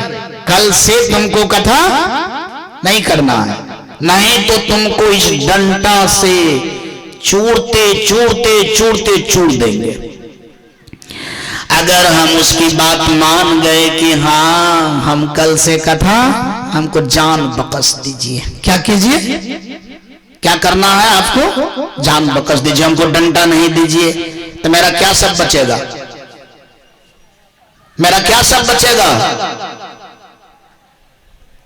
अरे मेरा क्या सब बचेगा? मेरा अर्थ बचेगा, मेरा धर्म बचेगा, मेरा काम भी क्या हो जाएगा? समाप्त। आई तो तीनों चीज अगर समाप्त हो गया तो मेरा मोक्ष भी क्या हो जाएगा? समाप्त। यदि हम कह दें कि नहीं हम करेंगे और चूर दे मुझे, हम कह दिए कि हम करेंगे, भाई आपको जो करना है तो अपना काम करो, बस समझ आ रही है? अब हमको डंडा से चूरना शुरू कर दे और दम मेरा निकाल दे, तो मेरा क्या सब बचेगा? अरे कल से हम कथा नहीं करेंगे, लेकिन कथा का जो फल है वो सारा फल मुझे प्राप्त हो जाएगा। और मैं समझता हूं कि अगर ये दृढ़ता आ जाए तो ये दृढ़ता की कृपा से कुछ भी संभव नहीं। अगर मर भी गए, अगर मार भी दिया तो भी कोई भी चीज हानि होने वाला नहीं है। और इस प्रक्रिया में विश्वास हो जाना प्रहलाद की प्रकटीकरण है। क्या है? अगर ऐसा समस्या आ जाए तो क्या प्रहलाद अपना लोग के जीवन में रहेगा कि नहीं रहेगा? अरे मैं तो गप दे दिए, कल क्या होगा इसका मैं कोई ठिकाना नहीं लेता हूं। लेकिन अगर इस तरह से नहीं हुआ तो समझिए आपके जीवन में प्रहलाद नहीं आया। लेकिन एक सवाल है कि सुखदेव अगर सही ढंग से आ जाए, ज्ञान वैराग अगर सही ढंग से आ जाए तो प्रहलाद भी साथे रहेगा कि प्रहलाद भाग जाएगा? बोले सब आदमी। देखिए कितना सुंदर माहौल है कथा का। अब बताएं हम क्या, कथा तो कथे जैसा है, लेकिन कथा के अंदरूनी भाव इतना तगड़ा है कि अब इसको हम छोड़ करके कहा जाए, पहले तो इसको डीलिंग करना पड़ेगा। इसीलिए एक बार बोलना पड़ेगा, बोलिए प्रेम से वृंदावन बिहारी लाल की जय। आइए देखिए, कहा जाता है कि प्रहलाद भी आ गए। इसका मतलब है कि प्रहलाद कोई शरीर का नाम नहीं है, प्रहलाद तो उस वृत्ति का नाम है। वृत्ति बुझे छो ना? वृत्ति मतलब तरह तरह के जो विचार आते रहता है उसी का नाम है वृत्ति। उसी का नाम क्या है? वृत्ति। तरह तरह का जो विचार आते रहता है, जैसे आपका मन इसके बिना नहीं लग पाता है, उसके बिना नहीं लग पाता है, चंचल रहता है, तो आपको कौन चीज चंचल करता है? वृत्ति चंचल करता है। कौन चीज चंचल करता है? हाँ, कहा जाता है कि प्रहलाद भी उस वृत्ति का नाम है जो वृत्ति गदा भी देख करके बदले नहीं, फरसा भी देख करके बदले नहीं, पानी में फेंकने के बाद भी वो चीज बदले नहीं। यानी यही वृत्ति का नाम क्या है बाजू सब आदमी? प्रहलाद। अच्छा एक बात बताइए, अगर इस वृत्ति को थोड़ा बहुत भी समझ जाता तो पान आदमी का नहीं हटता, सिगरेट आदमी का नहीं हटता, शराब आदमी का नहीं हटा, बड़का प्रहलाद नहीं होता, लेकिन छोटका प्रहलाद तो हो जाता बाजू सब आदमी। लेकिन अभी छोटा प्रहलाद भी नहीं है, प्रहलाद का जन्म तक भी नहीं हो पाता है, तो बड़का प्रहलाद कैसे हो पाएगा? प्रहलाद का भी तो पहले जन्म हुआ होगा, तब तो बड़का प्रहलाद हुआ होगा, 6 साल का हुआ होगा, 7 साल का हुआ होगा। आप अपने जीवन की वृत्ति को देखें कि हमारा वृत्ति कभी प्रहलाद हुआ है? हमारा वृत्ति इतना कमजोर है कि कोई आदमी पुचकार करके कह देता की हेते आइए टा खेला, की हेते आइए टा खेला, बस हो गए। गधा की बात आप कहते हैं, गप से घसक जाते हैं। बस समझ आ रही है? मतलब मेरा कहने का तात्पर्य, जेसीबी की बात करते हैं आप, हम लोग हवा से उड़ जाते हैं, तो जेसीबी की जरूरी कौन चीज? अरे यदि मान लिया जाए हवा से उड़ना शुरू हो जाए तो वहां पर जेसीबी की कोई जरूरत है? आज तक सुने हैं कि पॉलीथीन को उठाने के लिए जेसीबी की जरूरत है? तब जेसीबी कहां पर लगता है? जो चीज आदमी से या साधारण चीज से नहीं उठ पाता है या नहीं टूट पाता है, वहां जेसीबी की जरूरत है।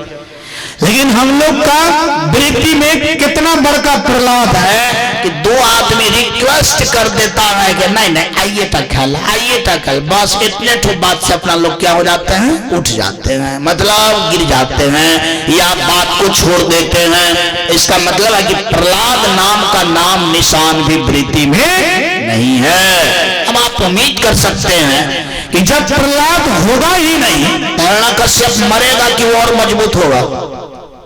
सब आदमी बाजो। अरे मान लिया जाए प्रहलाद होगा ही नहीं तो हिरण्यकश्यप क्या होगा? और ज्यादा मजबूत होगा कि फ्री हो जाएगा? हम लोग के जीवन का हिरण्यकश्यप अभी क्या है?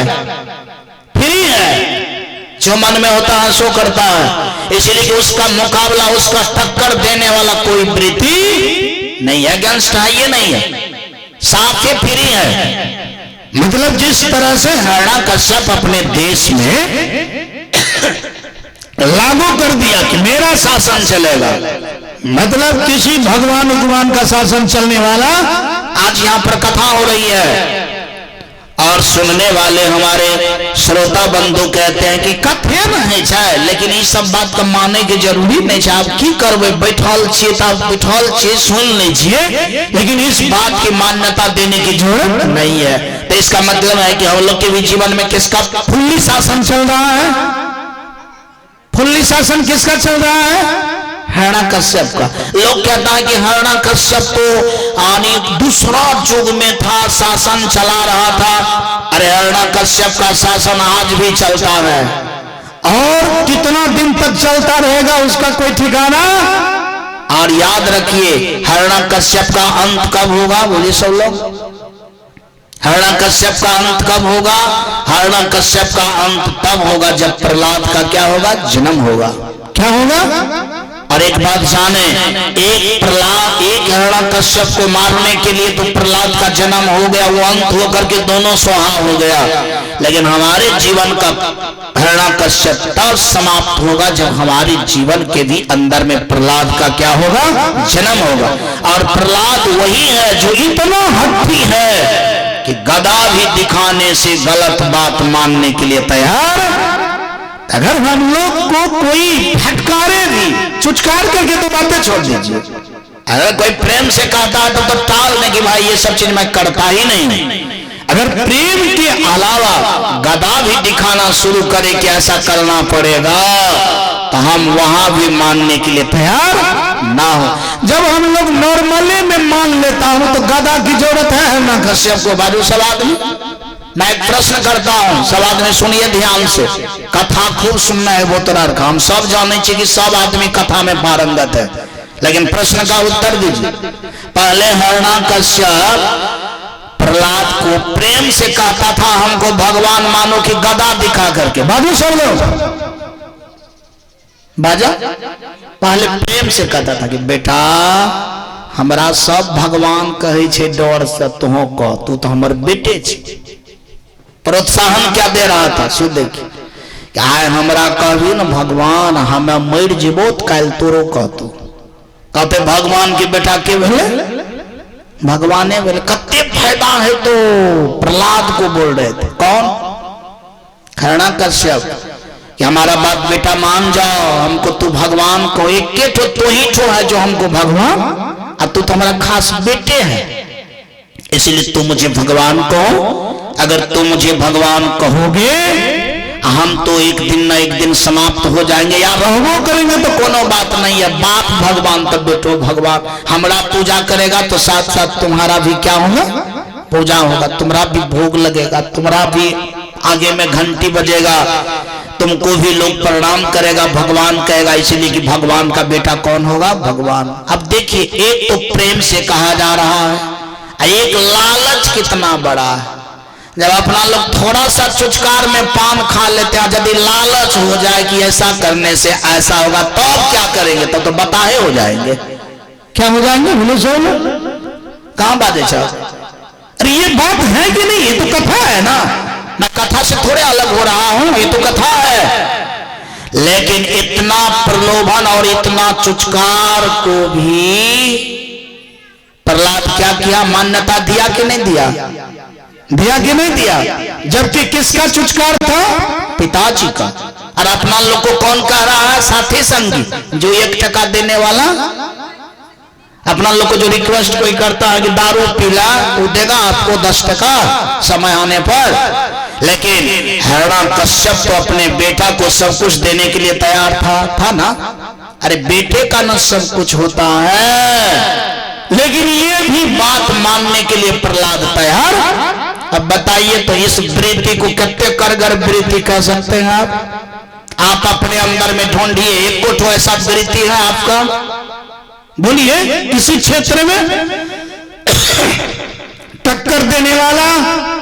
और इसी टक्कर देने वाले के कारण अपना लोग के जीवन में लाठी से राज नहीं कर रहे हैं अभी हम लोग के जीवन में, अभी तो फुसलाइए करके राज कर रहा है हिरण्यकश्यप। बात समझ में आ रही है? लेकिन प्रहलाद ने इस फुसलाहापन को भी बर्दाश्त नहीं किया, तब धमकी दिया। क्या किया? क्या किया बोले सब आदमी?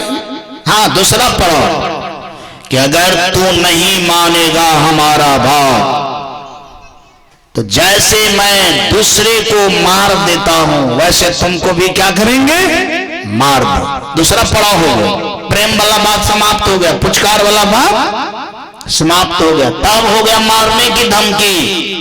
प्रहलाद फिर भी क्या किया बोले सब आदमी? नहीं माना। तब धमकिए नहीं, तब करना शुरू कर दिया। अरे धमकी अलग है, करना अलग है। वार करना शुरू कर दिया और वार करते करते करते करते करते उस कगार पर आया कि अभी इसको चूर चूर करके समाप्त ही कर देना। तो ये अंतिम था कि बीच वाला था? ये बात अंतिम था ना। लेकिन वहां भी प्रहलाद क्या हो गया? बोले सब बाद में टस से, और जब ये टस से मस नहीं हुआ तो प्रहलाद का शक्ति बढ़ गया।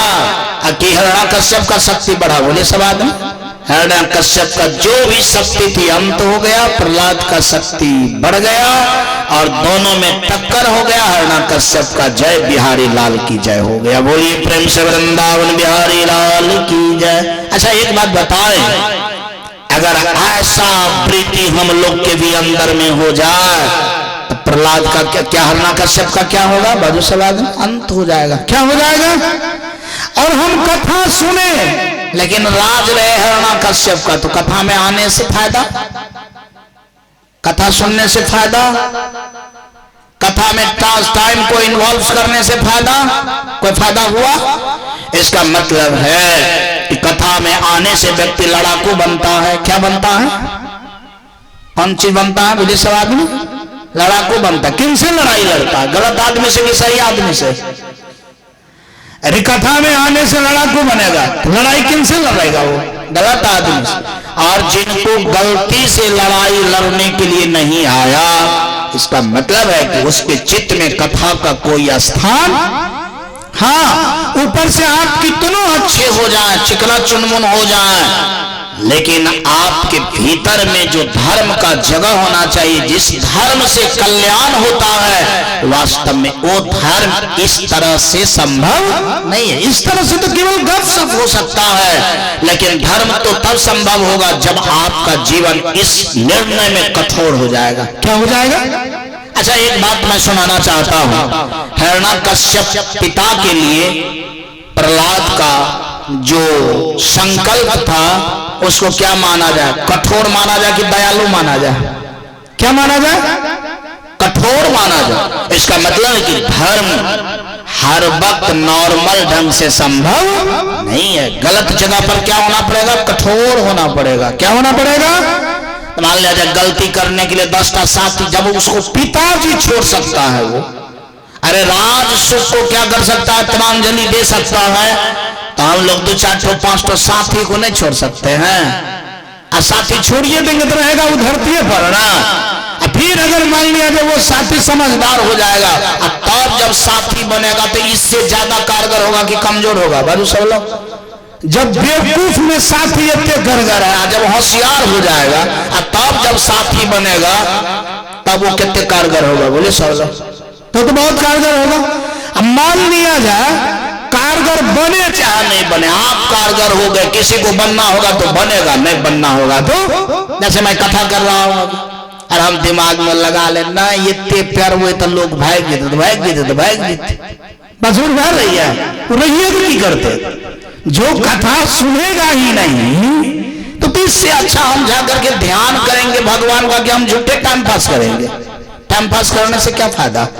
टाइम पास की वजह से हम ज्ञान ध्यान की न बात करेंगे, हम अपना चिंतन मनन करेंगे तो ज्यादा फायदा होगा। इसीलिए मैं आप लोग से भी निवेदन करना चाहता हूं कि जो ही सुखदेव मुनि जीवन में आएगा तो प्रहलाद भी क्या होगा? आ जाएगा और बलि भी आ जाएगा। बलि का तात्पर्य होता है कि राजा नाम का एक बलि था, बलि नाम का एक राजा था जो क्या किया? सब कुछ दे दिया। सब कुछ क्या किया? आप जानते हैं ना, सब कुछ दे दिया। उसके गुरु महाराज शुक्राचार्य, दैत्य के गुरु का नाम, दैत्य के गुरु का नाम शुक्राचार्य। शुक्राचार्य ने कहा देखो ये साधारण आदमी नहीं है, ये भगवान है। ये क्या है?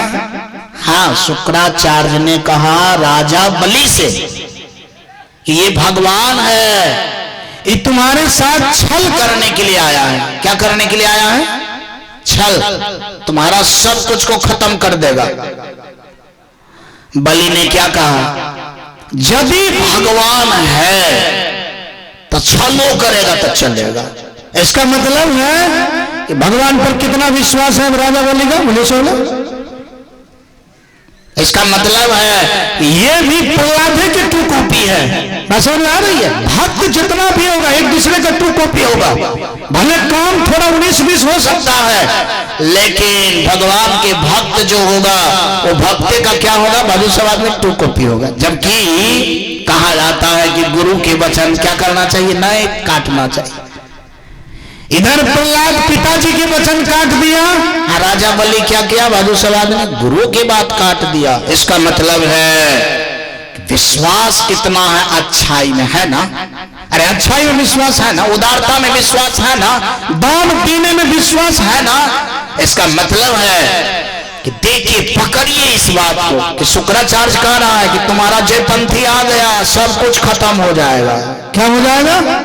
सब कुछ समाप्त हो जाएगा। किसने कहा? शुक्राचार्य। अब शुक्राचार्य आगे की भी बात जानता है, भविष्य की भी बात जानता है, बीच की भी बात जानता है, सब बात जान रहा है और ऐसा आदमी कह रहा है।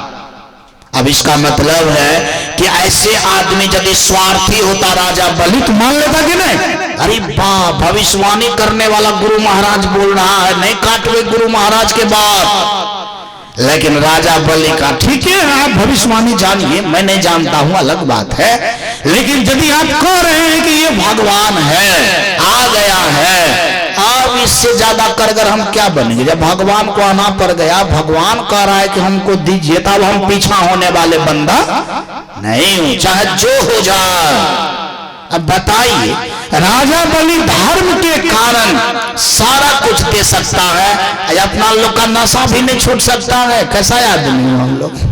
बोलिए सुरेंद्र बाबू, हम लोग कितना पहलवान हूं अंदर में, बाहर से तो बहुत ताकत दिखाता हूं, मैं तो सुरेंद्र बाबू की बात सुन करके दंग रह जाता हूं।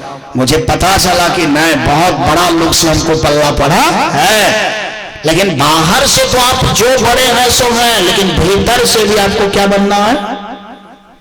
क्या बनना है? मुझे चलो बड़ा बनना। भीतर से क्या बनना है? बड़ा बनने के लिए क्या करना पड़ेगा? बड़ा अच्छा काम करने के लिए जो भी दुख है उसको क्या करना पड़ेगा? सहना पड़ेगा। क्या करना पड़ेगा? क्योंकि बिना दुख से अच्छा काम, राजा बलि को अच्छा काम करने के लिए देखिए कितना दुख सहना पड़ता है। देखिए प्रभाव आया, गुरु की बात को काट दिया कि नहीं, हमारा अर्थ धर्म काम मोक्ष हट जाएगा। समझ में आ रही है? मैं आप लोग से प्रश्न करता हूं, शुक्राचार्य की अगर बात को रख लेता तो राजा बलि के संपत्ति बचता, जीवन बचता? अरे जीवन का जो व्यक्तित्व है सो बचता। वो जो दानी वाला जो व्यक्तित्व तैयार किया था, तब ये क्या हो जाता? समाप्त। धर्म भी क्या हो जाता? क्या हो जाता? तब तो इसका मतलब कि शुक्राचार्य केवल लोभ वाला बात कह रहा था कि किसी तरह से राजगद्दी बचाओ, किसी तरह से क्या करो। और राजा बलि कौन चीज को बचाने के चक्कर में है? राजगद्दी गया तो गया, हम अपना जीवन बचाएंगे, जीवन के अस्तित्व को नहीं खोएंगे, कर्म को नहीं खोएंगे, हम धर्म को नहीं खोएंगे, हम मोक्ष को नहीं खोएंगे। इसीलिए गुरु महाराज गया तो जाने दो। कहा जाता है कि जो गुरु महाराज को इस चीज का ज्ञान नहीं है कि अर्थ किसे कहते हैं, धर्म किसे कहते हैं, मोक्ष किसे कहते हैं, धर्म किसे कहते हैं, ऐसे गुरु महाराज के बात को क्या करना चाहिए? क्या करना चाहिए? बाजू सवाल काट देना चाहिए। और राजा बलि काट दिया, और राजा बलि जब काट दिया तो भगवान के सपोर्ट में आ गया और भगवान से बात करना शुरू कर दिया। अच्छा एक बात बताइए, अगर गलत गुरु के फेरा में रहता तो भगवान से बात और आंख मिलाने की नौबत आता? हाँ बाबू चलो, बहु बात करने का नौबत आता। जब तक आप गलत आदमी के फेरा में रहेंगे तब तक भगवान से आपको आंख मिलाने की हिम्मत नहीं हो पाएगा, तब तक आप अच्छे आदमी के पास नहीं जा पाएंगे। याद रखिए, इसको नकार दिया, गुरु महाराज नाराज हो गया, कह दिया कि अब इसका जयपंथी हो गया, अब इसका सारा कुछ खत्म हो जाएगा। लेकिन राजा बलि तो अपने आप में एहसासी है कि मेरा सारा चीज कैसे खत्म होगा। अरे जो भी चीज है जिसका है उसके पास चला जाएगा, मैं भी उसका हूं, मैं भी उनके पास चला जाऊंगा, मेरा है क्या संसार में। आंख मिला करके बात करने लगा कि मांगिए क्या मांगते हैं। कहा हमको 3 पग धरती दे दीजिए। कितना पग? कहा 3 पग। छोटका देह है, छोटका पैर है, थोड़ा 10-20 बोलिए न कि भाई 1-2 बीघा आपको हम लिख दें ताकि आपका घर द्वार बढ़िया से हो जाए, कमा खोटा करके अच्छा से खा पाइएगा। ब्राह्मण देवता कहना हमको 3 पग चाहिए, और कहा जाता है कि तीनों पग में राजा बलि सहित समेट दिया। बोलिए प्रेम से वृंदावन बिहारी लाल की जय। और जब 2 पग में पूरे धरती पताल नाच दिया तो राजा बलि से भगवान ने कहा कि अब बोलो क्या दोगी 3रा पग में? कहा कि मैं भी हूं। क्या हूं? मैं भी। बड़ा हिम्मत है कि चलो सब कुछ चला गया, अगर मुझे भी प्रभु नाप लेंगे ना तो हम भी प्रभु के क्या हो जाएंगे? अंदर हो जाएंगे। अच्छा एक बात, जिस समय में राजा बलि को नापा तो राजा बलि भगवान के अंदर हो गया कि नहीं हो गया? बोले सब आदमी। अच्छा भगवान के अंदर हो जाना ये अच्छी बात है कि खराब बात है? लेकिन वही शुक्राचार्य गुरु अंदर नहीं हो पाया, बाहर छूट गया। बोलिए प्रेम से वृंदावन बिहारी लाल की। अब बताइए गुरु चेला, इसका मतलब है कि चेला को अगर चिन्नी होना पड़ता है तो गुरु के कभी कभी बात को भी क्या करना पड़ता है? जो इधर उधर की बात है उसको छटाई करना पड़ता है, तब आप चिन्नी हो जाएंगे।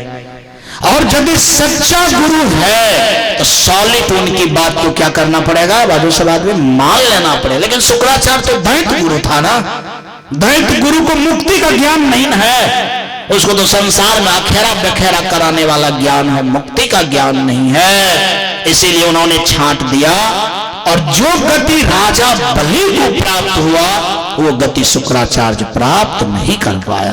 मेरा कहने का तात्पर्य ये है, ये जो दृढ़ता है, इतना जो देने की वृत्ति है, तो हम लोग थोड़े कहते हैं कि आप जमीन किसी को दे दीजिए। बोले सब आदमी, कथा में भी बात हो रही है, कथा में तो ये सुनने के राजा बलि सब कुछ दे दिया, लेकिन हम लोग तो उतना ही दें जो जीवन का गलत चीज है। जीवन का क्या है? जीवन का क्या है?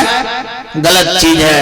तो आज कथा का 2रा दिन का पहला सत्र है ना, तो आज मैं अपने यजमान से मांगना चाहता हूं कि आज यजमान मुझे क्या देना चाहता है। सुरेंद्र बाबू उठ कर खड़ा भैया जा। आज सुरेंद्र बाबू दान करेंगे। क्या करेंगे? हाँ दान करेंगे। आप भी एक बार खड़ा हो जाइए। क्या नाम है आपका? रामानंद बाबू। आज आप भी हिम्मत से दान कीजिए। आज पुत्र और बेटा का दान कर्म चल रहा है कि बेटा अच्छा दान करेगा कि बाप दान kरेगा अच्छा। आइए इधर दान कीजिए, कुछ हो दान कीजिए आज। हाँ तो इतने ना बन सही सही दिल से कर रहे हैं ना, कोनो दिक्कत नहीं ना। दान देने में यदि हिचकिचाहट हो जाए तो वो दान बहुत बढ़िया नहीं होता, और वो दान कबूल प्रभु को नहीं होता। यदि आज आप हृदय से दान करना चाहते हैं तो नाम बोलिए, कौन कौन चीज का दान करना चाहते हैं? शराब नहीं पीते नहीं, केवल गुटके ठुकाते हैं। अच्छा बोल दीजिए कि आज से मैं गुटखा दान करता हूं। बढ़िया से छू करके बोलिएगा। एक बार सब आदमी ताली बजा दीजिए, बोलिए प्रेम से वृंदावन बिहारी लाल की जय। बैठ जाओ। दिल से किए ना। आप क्या दान करना चाहते हैं? हंसना नहीं है, ये हंसने का पहर नहीं है, ये बहुत सोचने समझने का पहर है। ये प्रभु का द्वार है। एक बार जयकार कीजिए, बोलिए प्रेम से श्री कृष्ण भगवान की। आपको मैंने जीवन का मूल्य समझाया ना। जीवन बचा तो सब कुछ बच गया। जीवन बचा तो समझिए सब कुछ आपको मिल गया। जीवने मुक्ति है। बोलो सवाल, जीवन मुक्ति है, जीवन धर्म है, जीवन कर्म है, जीवन मोक्ष है। बस आ रही है, जीवन ही सब कुछ है। और जीवन को जो बचा लिया तो समझिए सब कुछ वो बचा लिया। और वो बचाने वाले आपके दरवाजे पर आए हैं। वो बचाने वाले आपके दरवाजे पर आए हैं। क्या बन करके आए हैं? श्रीमद् भागवत। क्या बन करके आए हैं? श्रीमद् भागवत यहाँ जो आए हैं हम ही लोग का उद्धार करने के लिए। बात समझ आ रही है? और जब हम लोग का उद्धार नहीं हुआ तो श्रीमद् भागवत का सम्मान नहीं कर पाए। और दरवाजे पर आए हुए व्यक्ति का अपमान करना चाहिए कि सम्मान? सम्मान। आज आप किसका सम्मान में खड़े हैं जानते हैं? श्रीमद् भागवत साक्षात भगवान के सम्मान में खड़े हैं। आज तक आप किसी आदमी के सम्मान किए होंगे, बस समझ में आ रही है? लेकिन किसी किसी का नसीब होता है कि हम भगवान का सम्मान करें। और जो व्यक्ति भगवान का सम्मान कर लेता है संसार में उसका सम्मान हो जाता है। बस समझ में आ रही है जी। और सम्मान का तात्पर्य क्या होता है बाजो? कि भगवान की बात को मान लेना। क्या करना? भगवान की बात को अगर मान गए, सम्मान कर लिए, कल से नहीं आपका सम्मान बढ़ जाए घर में, परिवार में, इधर उधर, तो फिर हमारे श्रीमद् भागवत प्रभु का नाम बदल दीजिएगा। बस समझ में आ रही है? इसीलिए आपको मैं निवेदन करना चाहता हूं कि दिल से, हृदय से श्रीमद् भागवत का क्या करना है? सम्मान करना है। बोलिए बोलिए, मैं श्री प्रभु का जी सम्मान करने के लिए तैयार हूं। सम्मान में क्या देना चाहते हैं? एक तो चीज दे दीजिए, जो चीज आपका बराबर मंडल चीज है, जिससे आपका जीवन गड़बड़ाएगा, जिनसे आपके परिवार गड़बड़ाएगा, जिनसे आपके जीवन के बाल बच्चे का नसीब क्या हो जाएगा? गड़बड़ा जाएगा। वो चीज आपको देना पड़ेगा। सो नहीं कहेंगे, सो कहें आज तक बेंडेशन किए हैं? देना चाहिए। क्या करना चाहिए? देना चाहिए। देना चाहिए कि नहीं देना चाहिए? बढ़िया से बाजू ना। बाबा क्या बोल रहे हैं उधर से? बोलिए, देना चाहिए कि नहीं देना चाहिए? दिल से दीजिएगा। दे पाइएगा कि नहीं दे पाइएगा? अरे दे पाइएगा कि नहीं दे पाइएगा? दे दीजिएगा तो दे दीजिए। बोलिए प्रभु से, बोलिए ना, पकड़िए ना, बोलिए आज से, बोलिए ना आज से शराब पीना, बोलिए ना आज से शराब पीना छोड़ रहा हूं। दिल धड़क क्यों रहा है? दिल क्यों धड़क रहा है? नहीं छोड़ पाइएगा।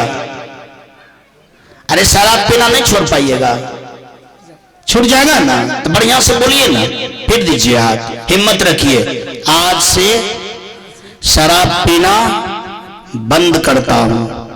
बोलिए प्रेम से वृंदावन बिहारी लाल की जय। धैर्य रखिए, बैठिए। आप तो हड़बड़ा जाते हैं कि देखिए मैं आपसे न सोना मांगे न चांदी मांगे, शराब देने में आपका दिल का धड़कन देखिए कितना बढ़ गया।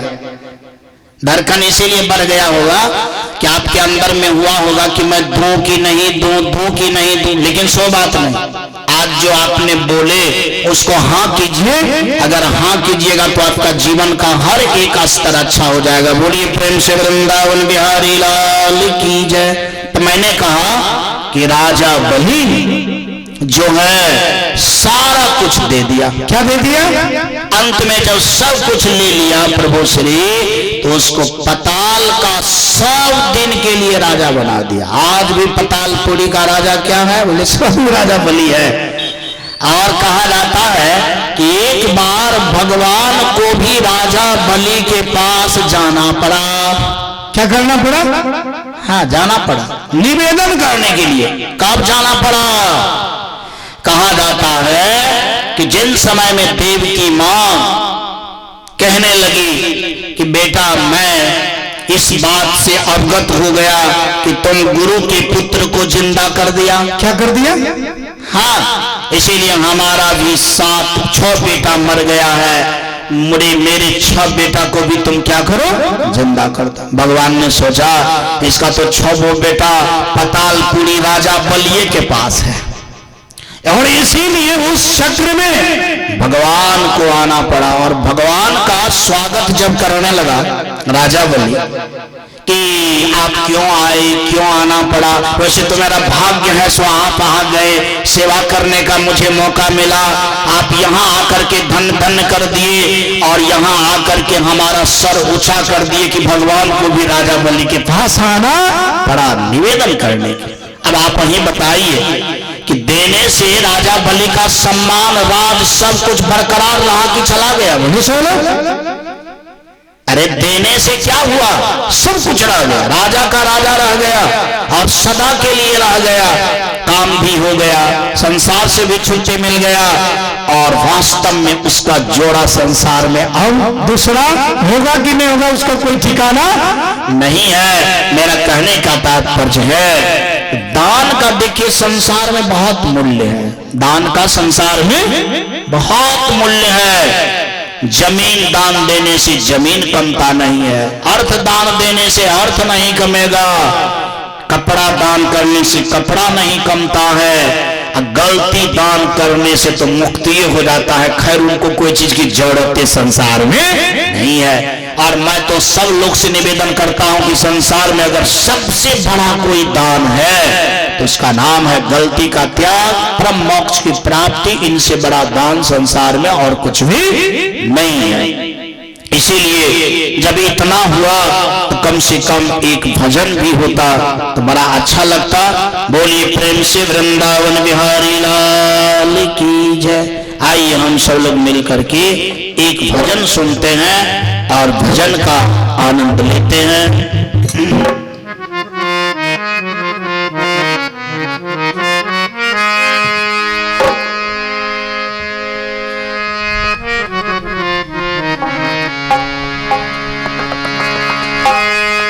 राम नाम सुखदाई भजन कर भाई, ये जीवन दो दिन के। राम नाम सुखदाई भजन कर भाई, ये जीवन दो दिन के।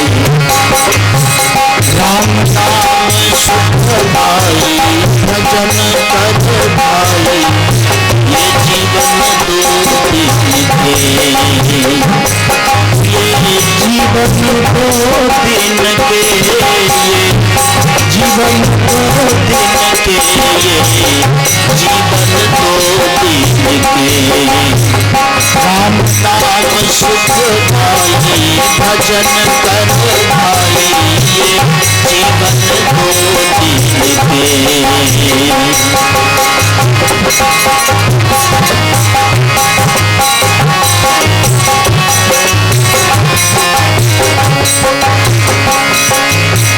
ये तन है जंगल की लकड़ी, ये तन है जंगल की लकड़ी। आग लगी जल जाए भजन कर भाई, ये जीवन दो दिन के। राम नाम सुखदाई भजन कर भाई, ये जीवन दो दिन के।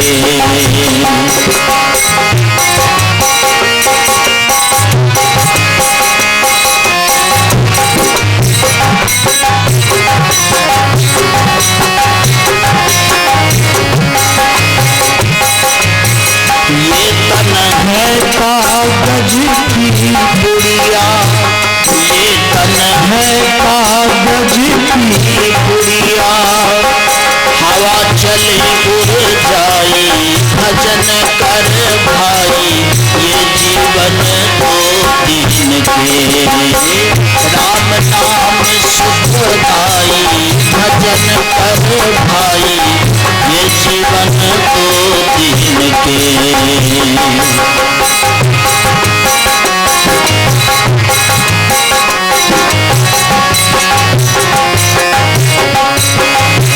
ये तन है माटी का ढेला, ये तन है माटी का ढेला। धुंध परे गल जाई भजन कर भाई, ये जीवन दो दिन के।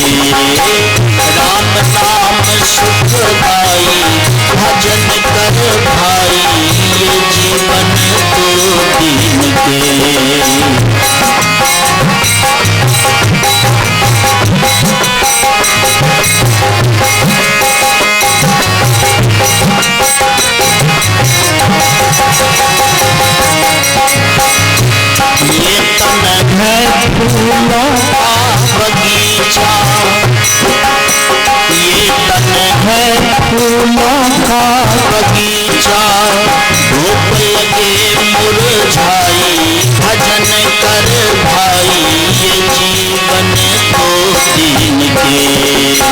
राम नाम सुखदाई, भजन कर भाई ये जीवन दो दिन के।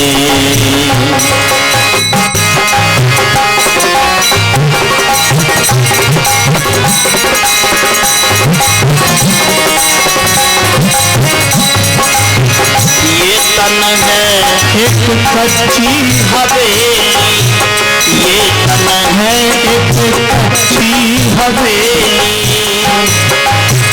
कच्ची हवेली एक कच्ची हवेली, बूंद परे गल जाई, भजन कर भाई ये जीवन दो दिन के।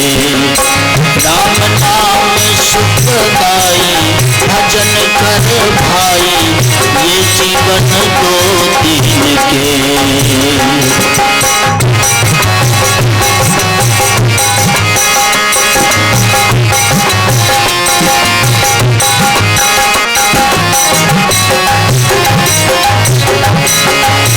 ये तन है सपनों की माया, ये तन है सपनों की माया, आँख खुले कुछ नहीं, भजन कर भाई ये जीवन दो दिन के। राम नाम सुखदाई, भजन कर भाई ये जीवन दो दिन के। ये जीवन दो दिन के, ये जीवन दो दिन के। बोलिए प्रेम से वृंदावन बिहारी लाल की जय। आइए देखिए, कहा जाता है कि उस जगह बलि भी प्रकट हुए, उद्धव भी प्रकट हुए, अर्जुन भी प्रकट हुए, सब पार्षद प्रकट हो गए। मेरा कहने का तात्पर्य ये है कि जब कथा दिल में बैठ जाता है तो सुखदेव मुनि क्या, भक्त क्या और क्या, सब आपके चित्त को क्या करेंगे, घेर बेर लेंगे। जैसे मान लिया जाए बुराई का भी परिवार होता है ना, तो अच्छाई का भी परिवार होता है। बात समझ आ रही है? बुराई का भी परिवार होता है तो अच्छाई का भी क्या होता है, परिवार होता है। और संसारिक में भी क्या होता है, परिवार होता है। देखिए, संसारिक परिवार के अस्तर मोह ममता से घिरा रहता है, बुराई का परिवार आदत से लाचार रहता है। बात समझ आ रही है? मेरा कहने का तात्पर्य है, अच्छाई का परिवार ना आदत पर डिपेंड करता है, ना मोह ममता पर डिपेंड करता, वो तो ज्ञान उसका आधार है। क्या है आधार?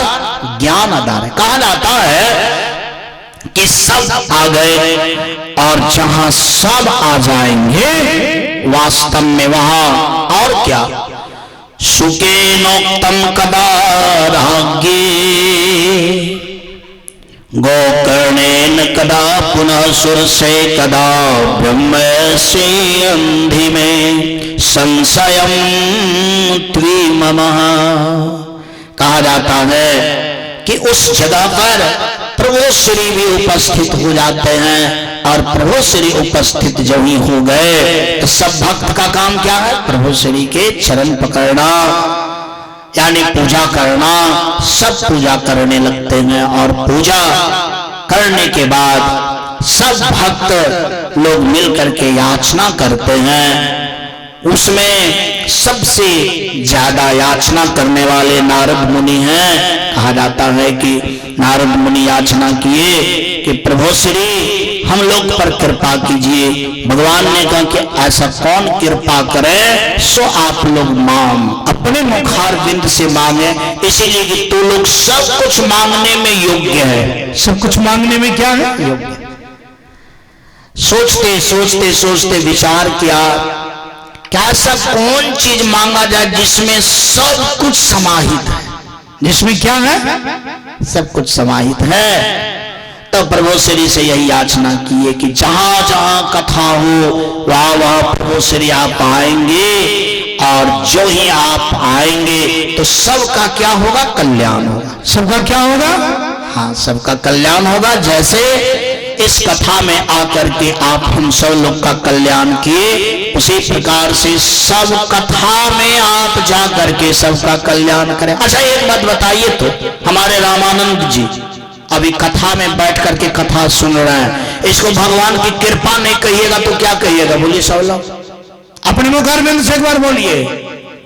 अरे आपको 19-20 सोचने की जरूरत नहीं है, लेकिन आपको वर्तमान में सोचने की जरूरत है। इसको क्या मानेंगे आप? क्या मानेंगे? बोलिए सब लोग।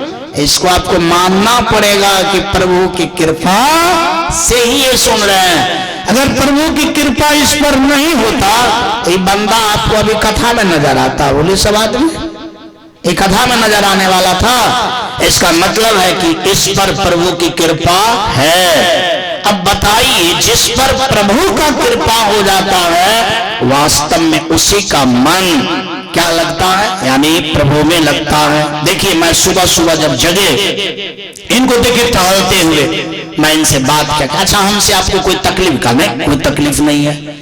अब देखिए आज मैं इसका नाम नहीं लिए और ये अपने मन से कथा में आए। इसका मैं नाम नहीं लिया हूं कि आप लेट हो रहे हैं, आप स्नान नहीं किए, फल्ला चिल्ला, कुछ नहीं। वैसे हमको ये यजमान को कहना पड़ा कि भाई आप स्नान नहीं किए, बस समझ में आ रही है। लेकिन हमको ये यजमान को नहीं कहना पड़ा कि आप स्नान किए कि नहीं किए। मुझे बड़ी खुशी मिली कि जब इनको मैंने पहला मंत्र से घोषित कर दिए। कौन सा मंत्र? ओम वाका वाका, ओम श्रोत्रम श्रोत्रम, ओम चक्षु चक्षु, ओम प्राण प्राण, ओम कंठ, ओम हृदयम, ओम नाभि, ओम करतल कर पृष्ठ। तब इस पर ध्यान हम दिए तो हम समझे इसको तो ये मंत्र करवा ही नहीं। हम सोचे कि ये हो सकता है 2-4 मिनट लेट आएंगे, लेकिन वास्तव में ये मंत्र से इन्होंने पहले आया।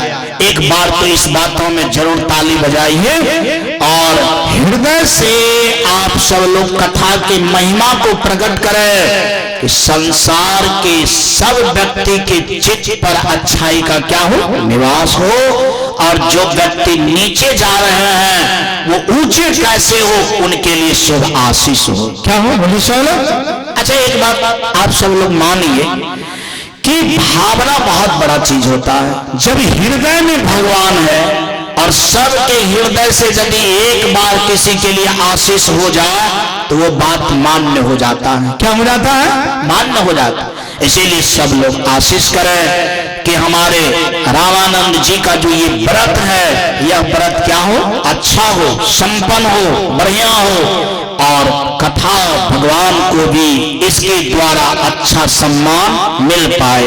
आइए देखिए, शौनक जी महाराज सूत जी महाराज से कहने लगे कि इतनी महिमाप्रद कथा कब कब कहाँ हुआ था, सो हमको बता दीजिए। समझ आ रही? मतलब कब कब कहाँ हुआ था? शौनक जी ने पूछा सूत जी से। कहा सबसे पहले सुखदेव जी ने राजा परीक्षित को कथा सुनाया। सबसे पहले सुखदेव मुनि ने राजा परीक्षित को कथा सुनाया, दूसरा कथा गोकर्ण धुंधकारी को, और तीसरा कथा सनकादिक ने नारद जी को।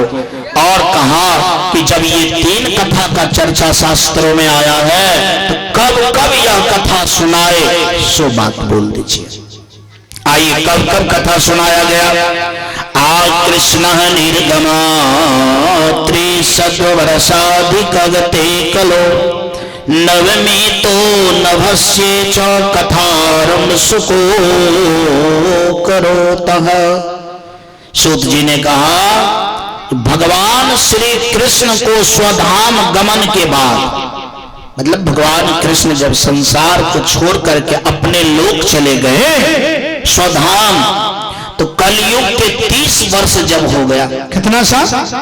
हाँ, कलयुग को जब 30 साल हो गया, यानी उस समय थोड़ा सा ज्यादा, तो कहता है भाद्रपद मास की शुक्ला नवमी को सुखदेव जी ने कथा आरंभ की थी। इसका मतलब है कि पहला कथा इंजोरिया पक्ष में हुआ था। इंजोरिया जब 9 दिन हो गया, और भाद्र मास का तात्पर्य होता है भादव महीना, जिन समय में वर्षा ऋतु हो। कहा जाता है कि वर्षा ऋतु भादव महीना हो और 9वां शुक्ला पक्ष का समय हो, मतलब शुक्ल नवमी को भादव महीना का वो समय बड़ा सर्वश्रेष्ठ समय होता है कथा सुनने का। लेकिन हम सब लोग के तो दिमाग में होगा उन समय तो वर्षा होती है, पंडाल कैसे लगाया जाएगा, फलना कैसे होगा, छिलना कैसे होगा। बात समझ आ रही है? तो कैसे कथा होगी? क्यों खड़े हैं? एक खड़ा इसलिए हो जाते हैं, इसका पैर हाथ दर्द करने लगता है। इसको मैंने कहा कि एक मसलन ले लीजिए, पीछा एक आगा, और इसके बाद अच्छा से बैठिए। तो ये महीना कथा के लिए अच्छा होता है। देखिए कथा जो होती है वो इस तरह से होता है, जैसे सतोगुणी कथा होता है, रजोगुणी कथा होता है, तमोगुणी कथा होता है। सतोगुणी कथा का तात्पर्य है कि मुझे कल्याण के लिए सुनना है। किसके लिए सुनना है? हाँ, कथा इसलिए सुनना है कि मेरा कल्याण है, दूसरे से उसमें उतना कोई ज्यादा मतलब नहीं है। तो जो इस भाव से कथा को सुनते हैं कि कथा इसलिए मैं करवा रहा हूं कि मेरा कल्याण हो जी। जैसे मान लिया जाए राजा परीक्षित जी महाराज कथा को दिखाने के लिए करवा रहे थे कि कल्याण के लिए करवा रहे थे? बोले सब आदमी कल्याण के लिए। और जो सतोगुणी कथा होता है वो कथा का नियम है कि जैसा जैसा कथा में बताया जाता है वैसा वैसा हम मानते चलेंगे। क्या करेंगे? इसीलिए कि वो कल्याण के लिए कथा। तो जब तक हम मानेंगे नहीं तब तक कल्याण संभव है नहीं। तो वास्तव में हम मानने के लिए कथा सुनते हैं, कथा समझने के लिए कथा सुनते हैं, ज्ञान के लिए कथा सुनते हैं, करवाते हैं, तब इसका नाम है सतोगुणी कथा। इसका नाम क्या है? रजोगुणी कथा का तात्पर्य होता है आधा सीधा मानेंगे तो मानेंगे, लेकिन लोग कम से कम जाने कि हाँ कथा हुआ है। बस समझ आ रही है? तो ऐसे कथा का नाम है रजोगुणी कथा। क्या नाम है? और एक कथा होता है, यज्ञ होता है कि चलो कंपटीशन पर करेंगे कि उनको दवा देना है। क्या करना है? हाँ, तब ना वो सतोगुणी कथा होता है ना रजोगुणी कथा होता है, तब वो कथा हो जाता है तमोगुणी। क्या हो जाता है? तो सतोगुणी कथा से मुक्ति मिलता है, रजोगुणी कथा से नाम चलता है, तमोगुणी कथा से नाके कट जाता है। बोलिए प्रेम से वृंदावन बिहारी लाल की जय। बस समझ आ रही है? तो हम सब लोग जो अभी जैसे सुने और हमारे यजमान भी बात को मान गए। क्या किए? हमारे रामानंद जी भी बात को मान गए। इस बात को क्या कहेंगे? सतोगुणी कहेंगे कि रजोगुणी कहेंगे? बोले सब।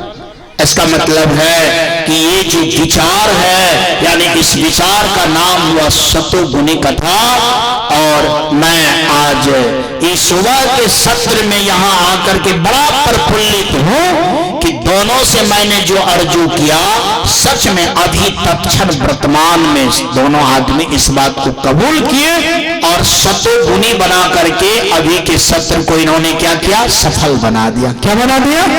मैं समझता हूं कि आज के कथा का जो भी पुण्य है, फल है, इस सब को मिले जिस तरह से इन्होंने सत्र से। श्री कृष्ण भगवान की जय। देखिए अभी रामानंद जी के लिए ऑफर तुरंत आने लगा कि ये चीज अगर केवल अच्छा से हो जाए तो हम 8वां दिन स्वराज कंपनी का ट्रैक्टर इसके नाम से निकाल देंगे। मेरा कहने का तात्पर्य ये है कि आप समझ सकते हैं कि अच्छाई में फायदा कितना है।